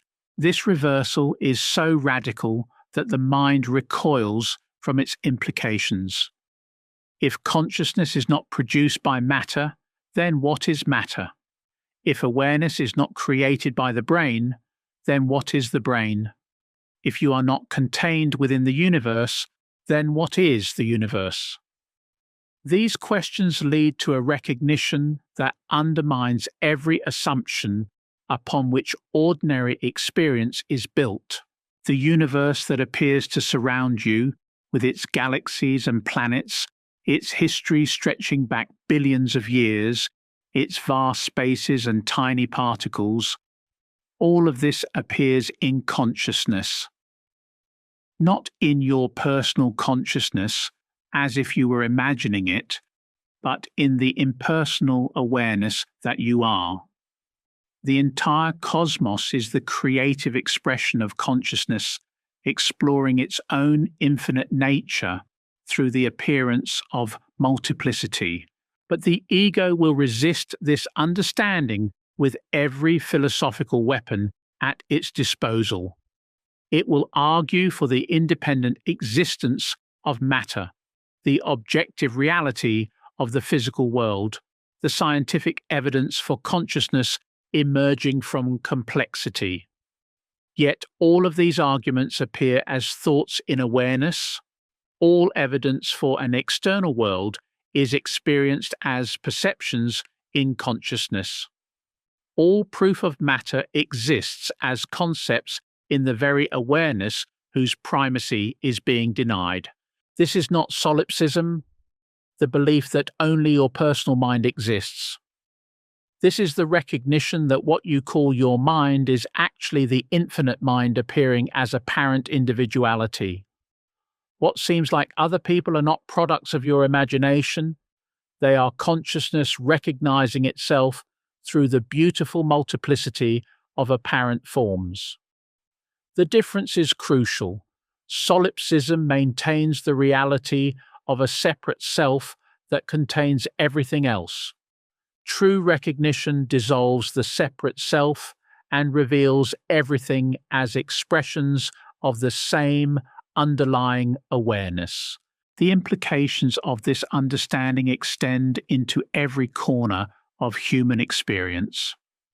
Science, which the ego uses as proof of an objective material universe, is revealed as consciousness exploring its own creativity through the methodology of investigation. The discoveries of physics, chemistry, and biology are consciousness learning about its own self-expression through the appearance of natural laws and phenomena. Mathematics, which seems to describe universal truths independent of mind, is revealed as the language consciousness uses to recognize the patterns of its own creative expression. Art, which appears to represent external beauty, is consciousness celebrating its own aesthetic nature through the vehicle of apparent creators and observers. Music, which seems to move through space and time, is awareness enjoying its own harmonic possibilities through the dance of sound and silence. Even history, which the ego uses to prove the reality of past events and the continuity of civilization, is revealed as consciousness telling itself stories about its own eternal creativity. The past exists only as present memory, the future only as present imagination. There is only this eternal now in which all time appears as the creative expression of timeless awareness. But perhaps the most challenging recognition is that other people, those you love, those you struggle with, those you encounter in daily life, are not separate beings with their own independent consciousness. They are your own infinite nature appearing as apparent others. When you look into someone's eyes, you are consciousness recognizing itself. When you feel love for another, you are awareness celebrating its own nature. When you experience conflict with someone, you are consciousness exploring the appearance of division within its fundamental unity. This understanding does not diminish the reality of relationship. It reveals relationship as consciousness relating to itself through the beautiful play of apparent multiplicity. Love becomes not an emotion between separate entities, but the recognition of unity, temporarily entertaining the illusion of duality. Compassion emerges not as sympathy for others' suffering, but as consciousness acknowledging its own creative expression through the appearance of pain. The ego will protest that this understanding leads to solipsism, narcissism, or moral relativism. It will argue that if others are not really separate, then their suffering doesn't matter, their needs are irrelevant, their perspectives are meaningless. But this objection reveals the ego's fundamental misunderstanding. When there is no separate self to be concerned with its own welfare, care for apparent others becomes infinitely more natural and spontaneous. Without the ego's agenda distorting perception, response to apparent suffering becomes immediate and appropriate. Like a hand automatically moving to soothe a wound on the body, consciousness naturally responds to expressions of pain or need within its own apparent multiplicity. This response is not driven by moral obligation or emotional compulsion. It arises from the simple recognition that there is no other to be separate from. The dissolution of the ego boundary does not eliminate discrimination or discernment. Consciousness can express as apparent individuals with different characteristics, needs, and capacities without this multiplicity threatening its fundamental unity. Like an ocean that can manifest as waves of different sizes and shapes while remaining water, consciousness can appear as beings with different personalities and circumstances while remaining the same underlying awareness. This recognition transforms every aspect of human existence without changing anything on the surface. You still appear to live in a body, still seem to have relationships, still engage in activities and face challenges. But the context in which all of this unfolds is completely transformed. Instead of being a separate individual struggling to survive in an alien universe, you are recognized as the universe itself, exploring its own nature through the beautiful specificity of apparent form. The fear of death, which drives so much of the ego's desperate activity, dissolves in the recognition that what you truly are was never born and cannot die. Bodies appear and disappear, personalities form and dissolve, but the awareness in which all of this appears remains untouched by the comings and goings of its contents. Death is revealed as simply another appearance in consciousness, like the end of a dream that does not affect the dreamer. But this understanding cannot be grasped intellectually. It must be recognized in direct experience. The mind can understand the concepts, but the concepts are not the reality they point toward. Like a map that can describe a territory but cannot provide the actual experience of walking through it, ideas about consciousness can point toward truth but cannot substitute for the immediate recognition of what you are. This recognition often occurs in the most ordinary moments, not during peak experiences or mystical states, but while performing mundane activities like washing dishes or walking down the street. Suddenly, the question, "Who is doing this?" yields no answer. The sense of being a separate agent of action simply evaporates, leaving only action itself arising spontaneously in awareness. Without the ego's narrative of personal agency, life becomes a fluid expression of intelligence responding moment by moment to whatever appears. Decisions are made, but without the weight of a separate decider who must live with consequences. Actions arise, but without the burden of an actor who can succeed or fail. Words are spoken, but without a speaker who can be right or wrong. This fluid responsiveness is not passive or mechanical. It is infinitely creative and alive. Like a jazz musician who improvises with complete spontaneity while remaining perfectly attuned to the rhythm and harmony of the music, consciousness expresses through apparent individuals with effortless creativity while maintaining perfect coherence with the larger pattern of existence. The ego's fear of this dissolution stems from its misunderstanding of what would remain. It imagines that without its control, chaos would ensue, that without its planning, nothing would get accomplished, that without its identity, nothing would matter.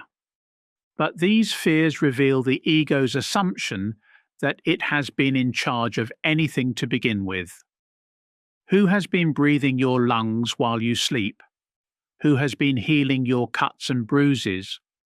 Who has been growing your hair and fingernails?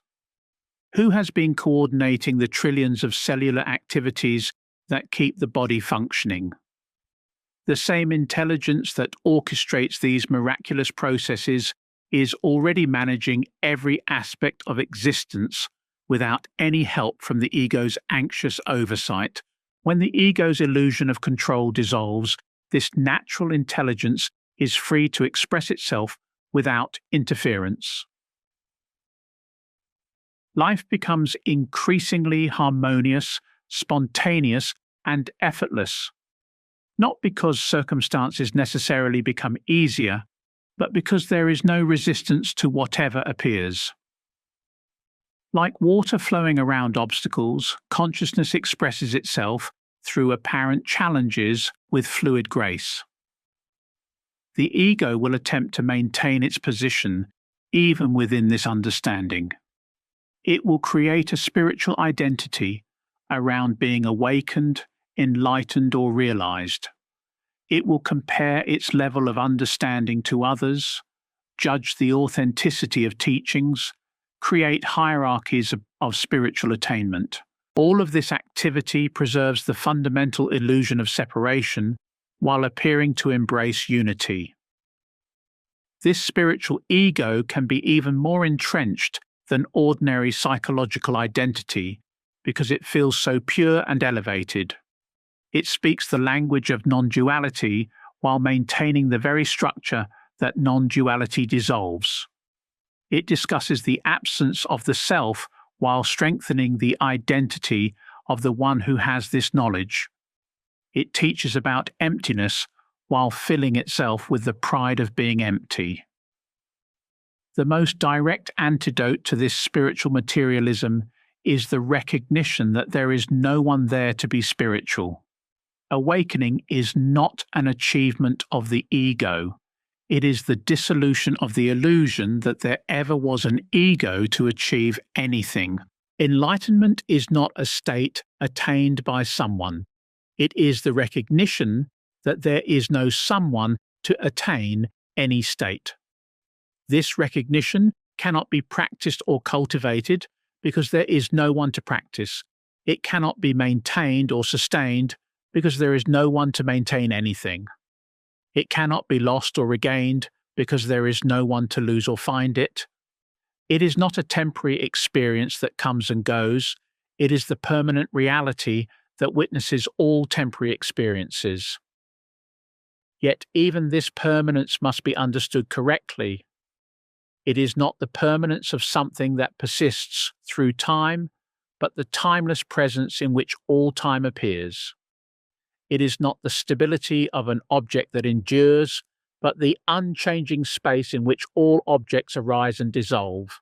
It is not the continuity of an entity that survives, but the deathless awareness that witnesses all birth and death. This awareness is what you are, not as a belief to be adopted or a philosophy to be understood, but as the most immediate and undeniable fact of your existence. It is reading these words right now. It is understanding these concepts at this moment. It is present as the very capacity for all experience, all knowing, all being. The recognition of this truth does not require special conditions, spiritual practices, or mystical experiences. It is equally available in every moment, under all circumstances, regardless of the content of experience.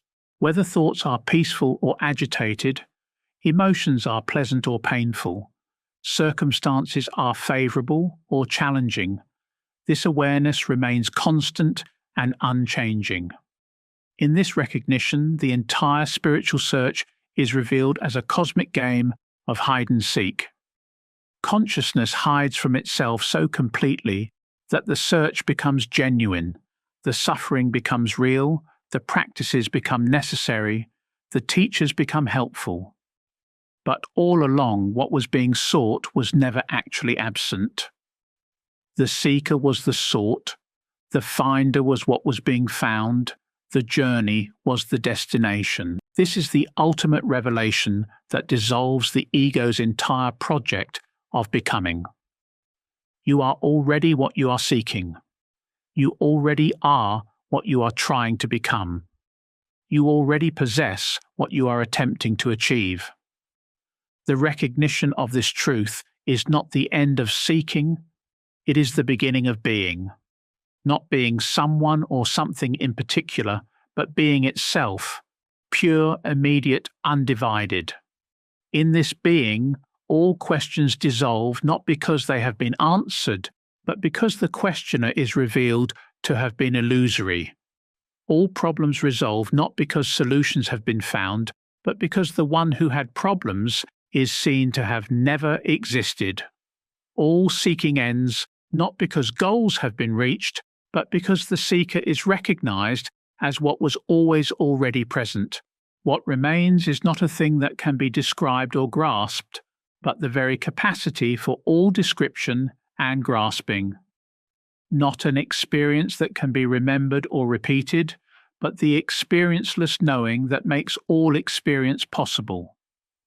not an achievement that can be maintained or lost, but the achievementless being that is the source and substance of all apparent achievement. This is the birth of true understanding, not as knowledge possessed by someone, but as the dissolution of the someone who would possess knowledge. This is the death of illusion, not as something that happens to an ego, but as the recognition that there never was an ego for anything to happen to. This is the revelation of what you are, not as information about reality, but as the reality that makes all information possible. And so we arrive at the most profound paradox of existence itself, that the very investigation which promises to reveal your true nature must ultimately consume the investigator. Like a flame that burns so purely it eventually burns itself out, the search for the self must exhaust itself in the recognition that there was never anyone there to search. This is not defeat. This is the most complete victory possible. But it is not the ego's victory.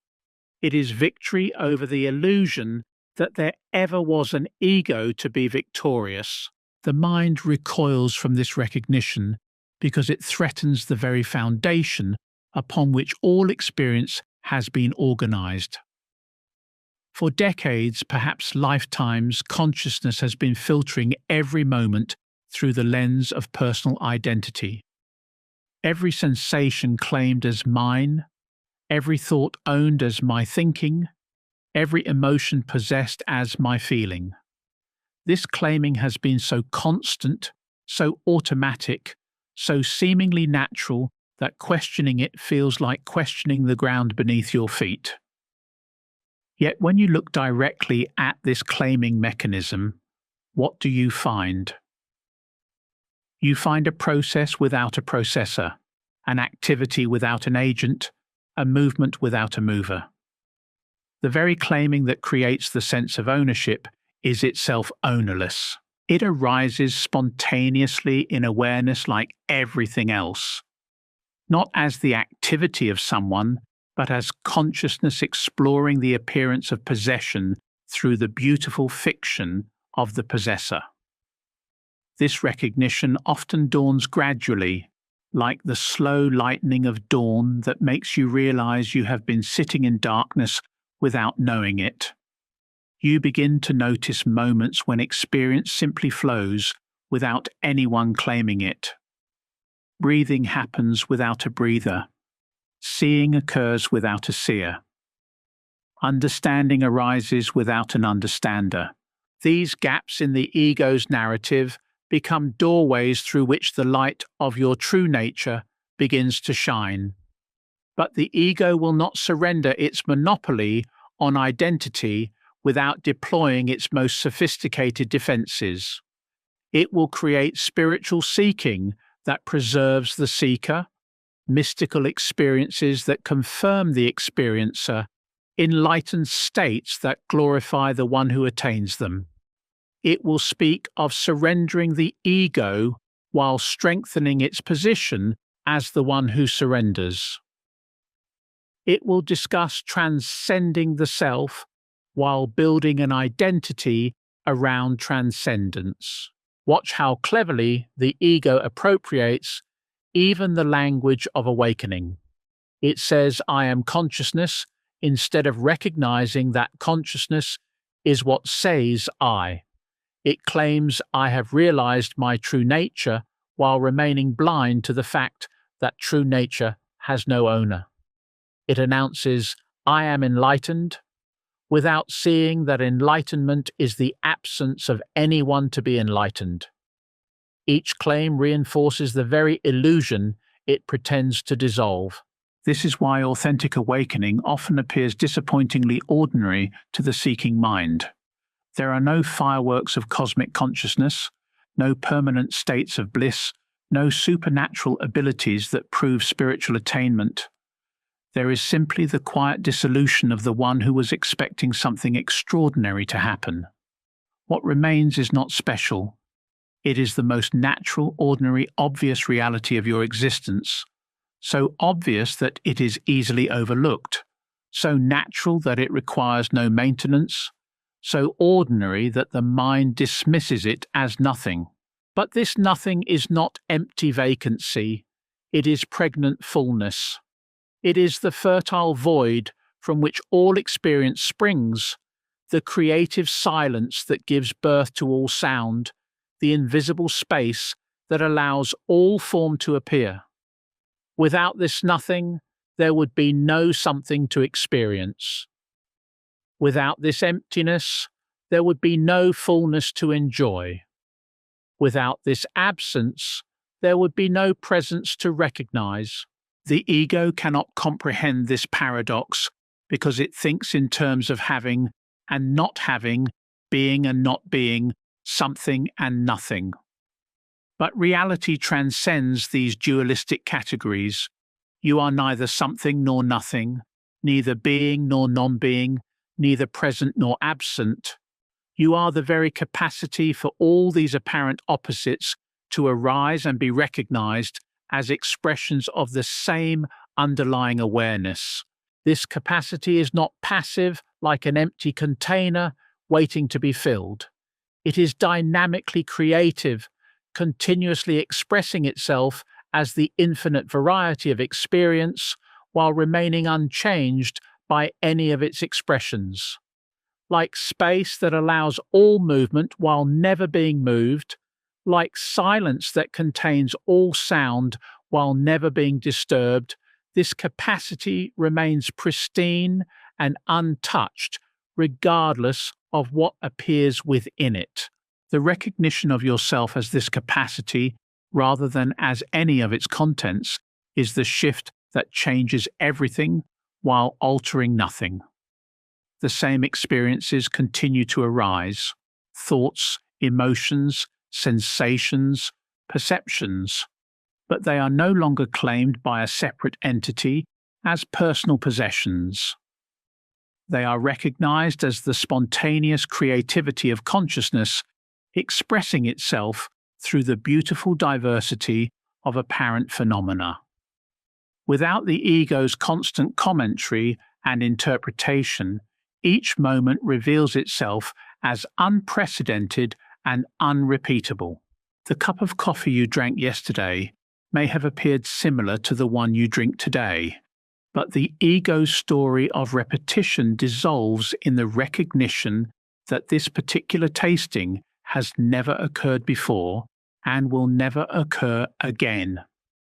Each sensation is virgin, each perception is fresh, each moment is the first and only moment of its kind.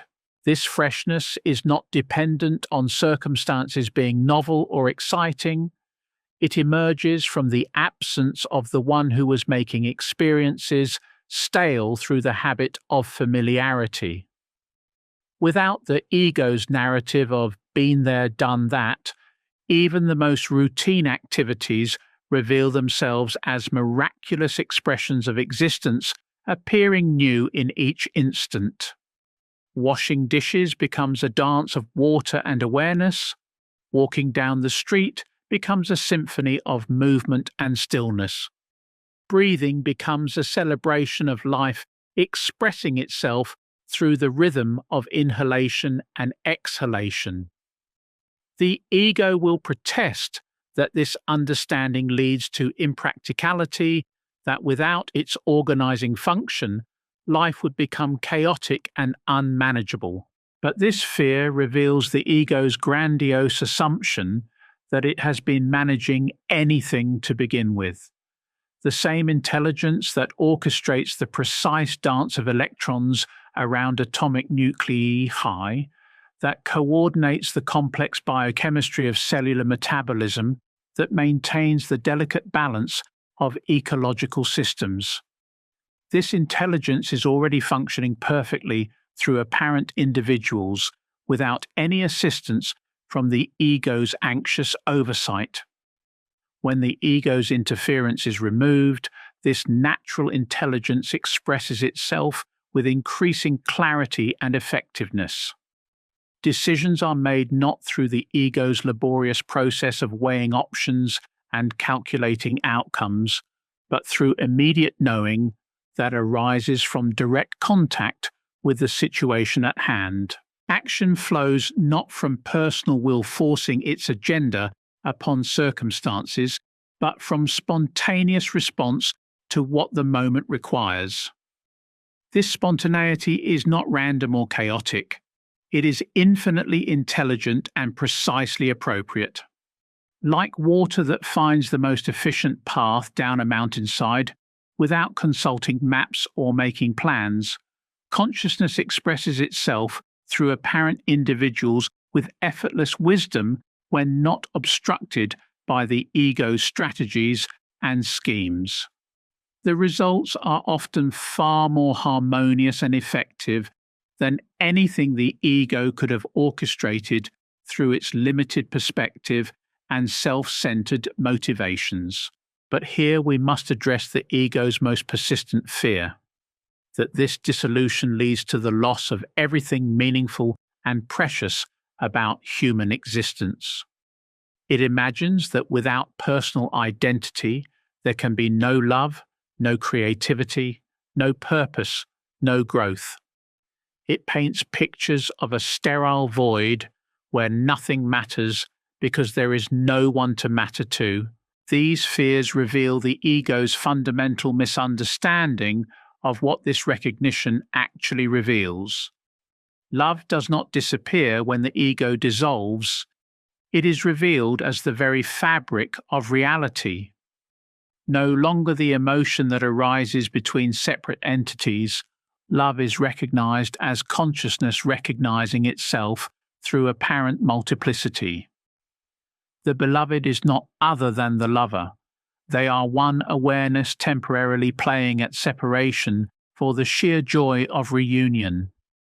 Every moment of connection, every gesture of care, every expression of affection is consciousness celebrating its own nature through the beautiful dance of apparent relationship. Creativity does not vanish when there is no creator. It flourishes as the natural expression of consciousness exploring its own infinite potential. Without the ego's need to own and control the creative process, inspiration flows more freely and authentically. Art becomes not the product of individual talent, struggling for recognition, but consciousness expressing its inherent beauty through whatever forms and mediums present themselves. The artist dissolves into the art, the dancer becomes the dance, the musician merges with the music. Purpose does not disappear when there is no one to have a purpose. It reveals itself as the spontaneous unfolding of existence itself. Instead of the ego's desperate search for meaning and significance, there is the natural flowering of consciousness expressing its creativity through whatever circumstances arise. Each moment becomes purposeful, not because it serves some future goal, but because it is the perfect expression of awareness celebrating its own existence. Growth does not cease when there is no individual to develop. It continues as the eternal expansion of consciousness, exploring ever new dimensions of its own nature. But this growth is not the ego's project of self-improvement and accumulation. It is the natural deepening of awareness, recognizing more and more of itself in the apparent diversity of experience. Like a flower that opens not through effort, but through the natural response to sunlight, consciousness unfolds its infinite potential through the effortless process of self-recognition. The dissolution of personal identity does not eliminate the human dimension.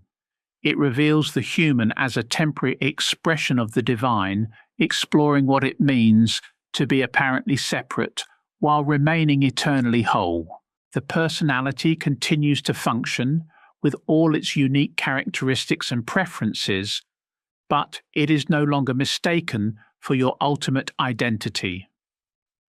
Like an actor who plays a role with complete authenticity while never forgetting their true nature, consciousness expresses as apparent individuality while remaining aware of its essential nature as the one appearing as many. This understanding transforms suffering from personal affliction to impersonal weather, passing through the sky of awareness. Pain still arises when the body is injured, but there is no separate sufferer claiming ownership of the pain. Emotional turbulence still occurs when circumstances trigger old patterns, but there is no individual being emotional. Mental agitation still appears when challenging situations arise, but there is no thinker taking responsibility for thinking. Without the ego's story of victimhood and resistance, difficult experiences are met with the same equanimity as pleasant ones. Not the forced equanimity of spiritual bypassing that tries to transcend the human experience, but the natural balance that emerges when there is no separate self to be disturbed by whatever appears. Like a mirror that reflects storm clouds and sunshine with equal clarity and remains unchanged by either, awareness witnesses all experiences with perfect neutrality while remaining intimately present to each moment. This neutrality is not cold detachment or spiritual dissociation. It is the warm embrace of unconditional acceptance that sees every experience as an expression of consciousness worthy of acknowledgement and inclusion. Nothing is rejected as unspiritual or unworthy. Nothing is grasped as especially sacred or significant. Everything is recognized as the creative play of awareness temporarily appearing as the infinite diversity of experience. The ego will attempt to turn even this understanding into another identity, another achievement, another source of specialness. It will create hierarchies of realization, comparing its level of awakening to others, judging the authenticity of different teachings and teachers. It will speak of being established in truth while subtly maintaining the illusion of being someone who is established.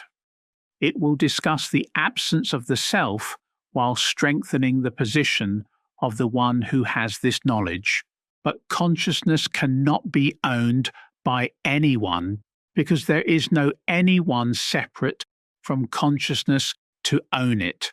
Awareness cannot be achieved by someone because there is no someone apart from awareness to achieve it. Truth cannot be grasped by an individual because there is no individual other than truth temporarily appearing as the illusion of separation. The very attempt to claim awakening reveals the presence of what awakening dissolves.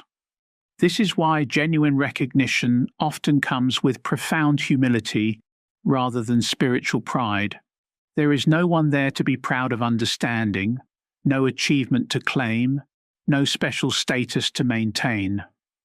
What is recognized is so simple, so obvious, so natural that the mind's tendency to make it into something extraordinary is immediately seen through. Like recognizing that you have been wearing glasses while searching for them, the revelation is simultaneously profound and utterly ordinary. The search for the self concludes not with the finding of some exotic spiritual treasure, but with the recognition that the seeker was always what was being sought. The investigation into the nature of identity ends not with the discovery of a true self hidden beneath a false one, but with the dissolution of the investigator in the face of what cannot be objectified. The journey toward awakening terminates not at some distant destination of enlightenment, but in the realization that there was never anywhere to go because you never left home. This home is not a place you can visit or inhabit. It is what you are, not a state you can enter or maintain. It is the stateless awareness in which all states appear and disappear. Not an experience you can have or remember. It is the experienceless knowing that makes all experience possible. It is closer than close, more intimate than intimate, more immediate than immediate. It is the very intimacy itself, the very closeness itself, the very immediacy itself. The ego's final strategy is often to acknowledge this truth intellectually while maintaining that it cannot be lived practically.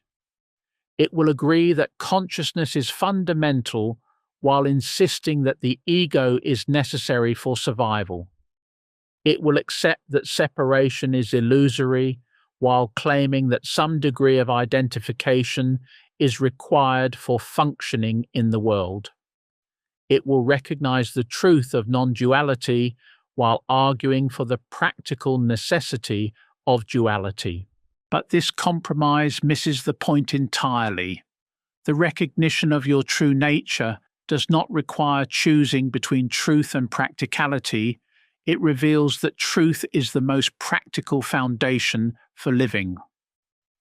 When action arises from wholeness rather than fragmentation, from clarity rather than confusion, from love rather than fear, it is naturally more intelligent, effective, and beneficial than anything the ego could orchestrate from its limited and self-centered perspective.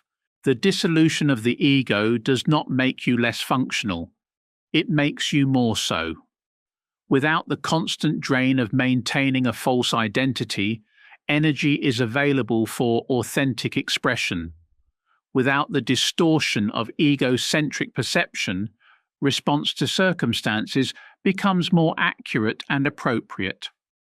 Without the friction of resistance to what is, life flows with increasing ease and grace.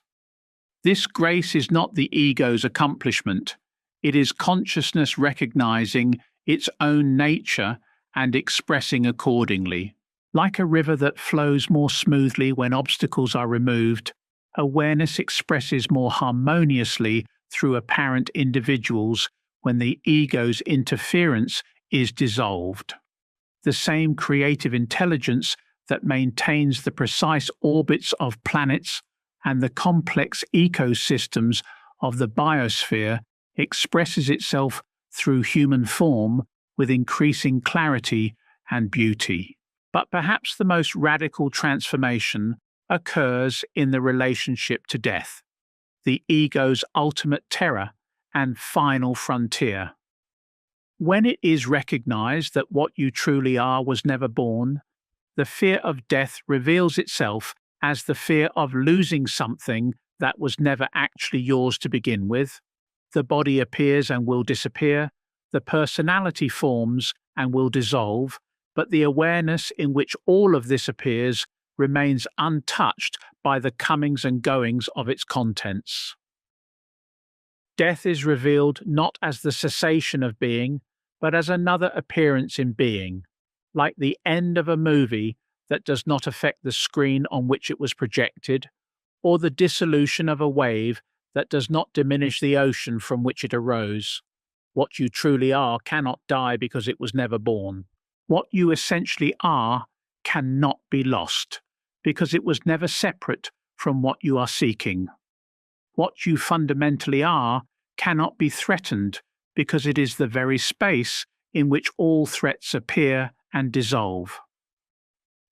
This understanding does not make physical death meaningless or eliminate grief when beloved forms disappear. The human dimension continues with all its natural responses to loss and change. But these experiences are no longer filtered through the ego's terror of annihilation. They are met with the same presence and acceptance as all other appearances in consciousness, acknowledged, felt fully, and allowed to pass through awareness without leaving any residue of trauma or resistance. The recognition of your deathless nature transforms not only your relationship to your own mortality, but to all the apparent endings and beginnings that characterize human experience. Relationships end without the ego's drama of abandonment and rejection. Projects complete without the ego's attachment to outcomes and results. Phases of life transition without the ego's resistance to change and unknown. All of these apparent endings are recognized as consciousness, exploring the creative possibilities of form through the natural cycles of manifestation and dissolution. What emerges from this recognition is not detachment from life, but a deeper engagement with it. When there is no separate self to protect or promote, participation in existence becomes total and wholehearted. Like a dancer who is completely absorbed in the dance, while remaining aware of the stillness from which all movement arises, consciousness engages fully with the human experience while never losing sight of its essential nature as the unchanging witness of all change. This total engagement paradoxically includes periods of apparent withdrawal, silence, and solitude. But these are not the ego's escape from life. They are consciousness exploring the dimension of itself that exists prior to and beyond all manifestation. Like the space between notes that gives music its rhythm and meaning, these moments of apparent non-engagement are essential to the full symphony of existence expressing itself through apparent form. In these moments of silence and stillness, it becomes most obvious that you are not the activity of consciousness, but consciousness itself.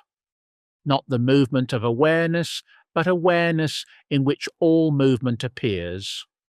Not the dance of existence, but the eternal presence that witnesses all dancing while remaining forever unchanged by what it observes. This witnessing is not the observation of a separate observer standing apart from what is witnessed. It is the intimate knowing of consciousness, recognizing its own expressions, awareness being aware of its own creativity, existence experiencing its own being.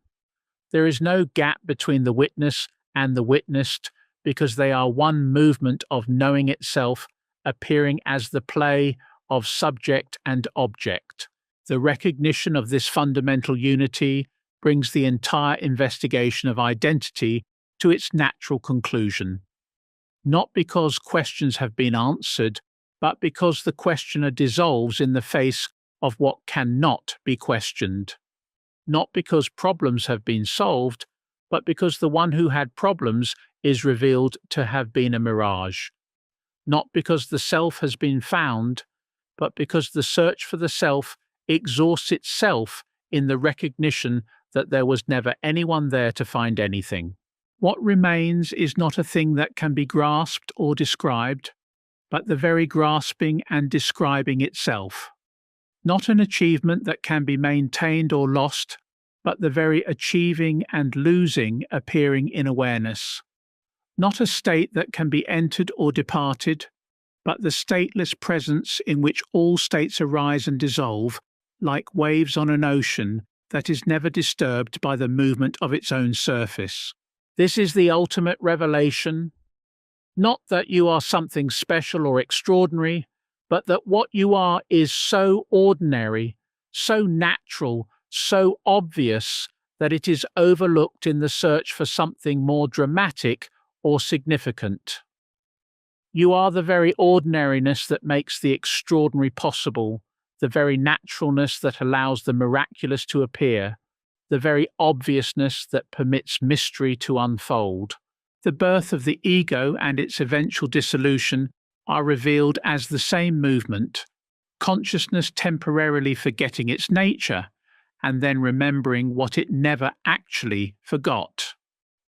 Both the forgetting and the remembering are equally divine, equally perfect expressions of awareness exploring its own infinite creativity through the beautiful play of apparent ignorance and apparent awakening.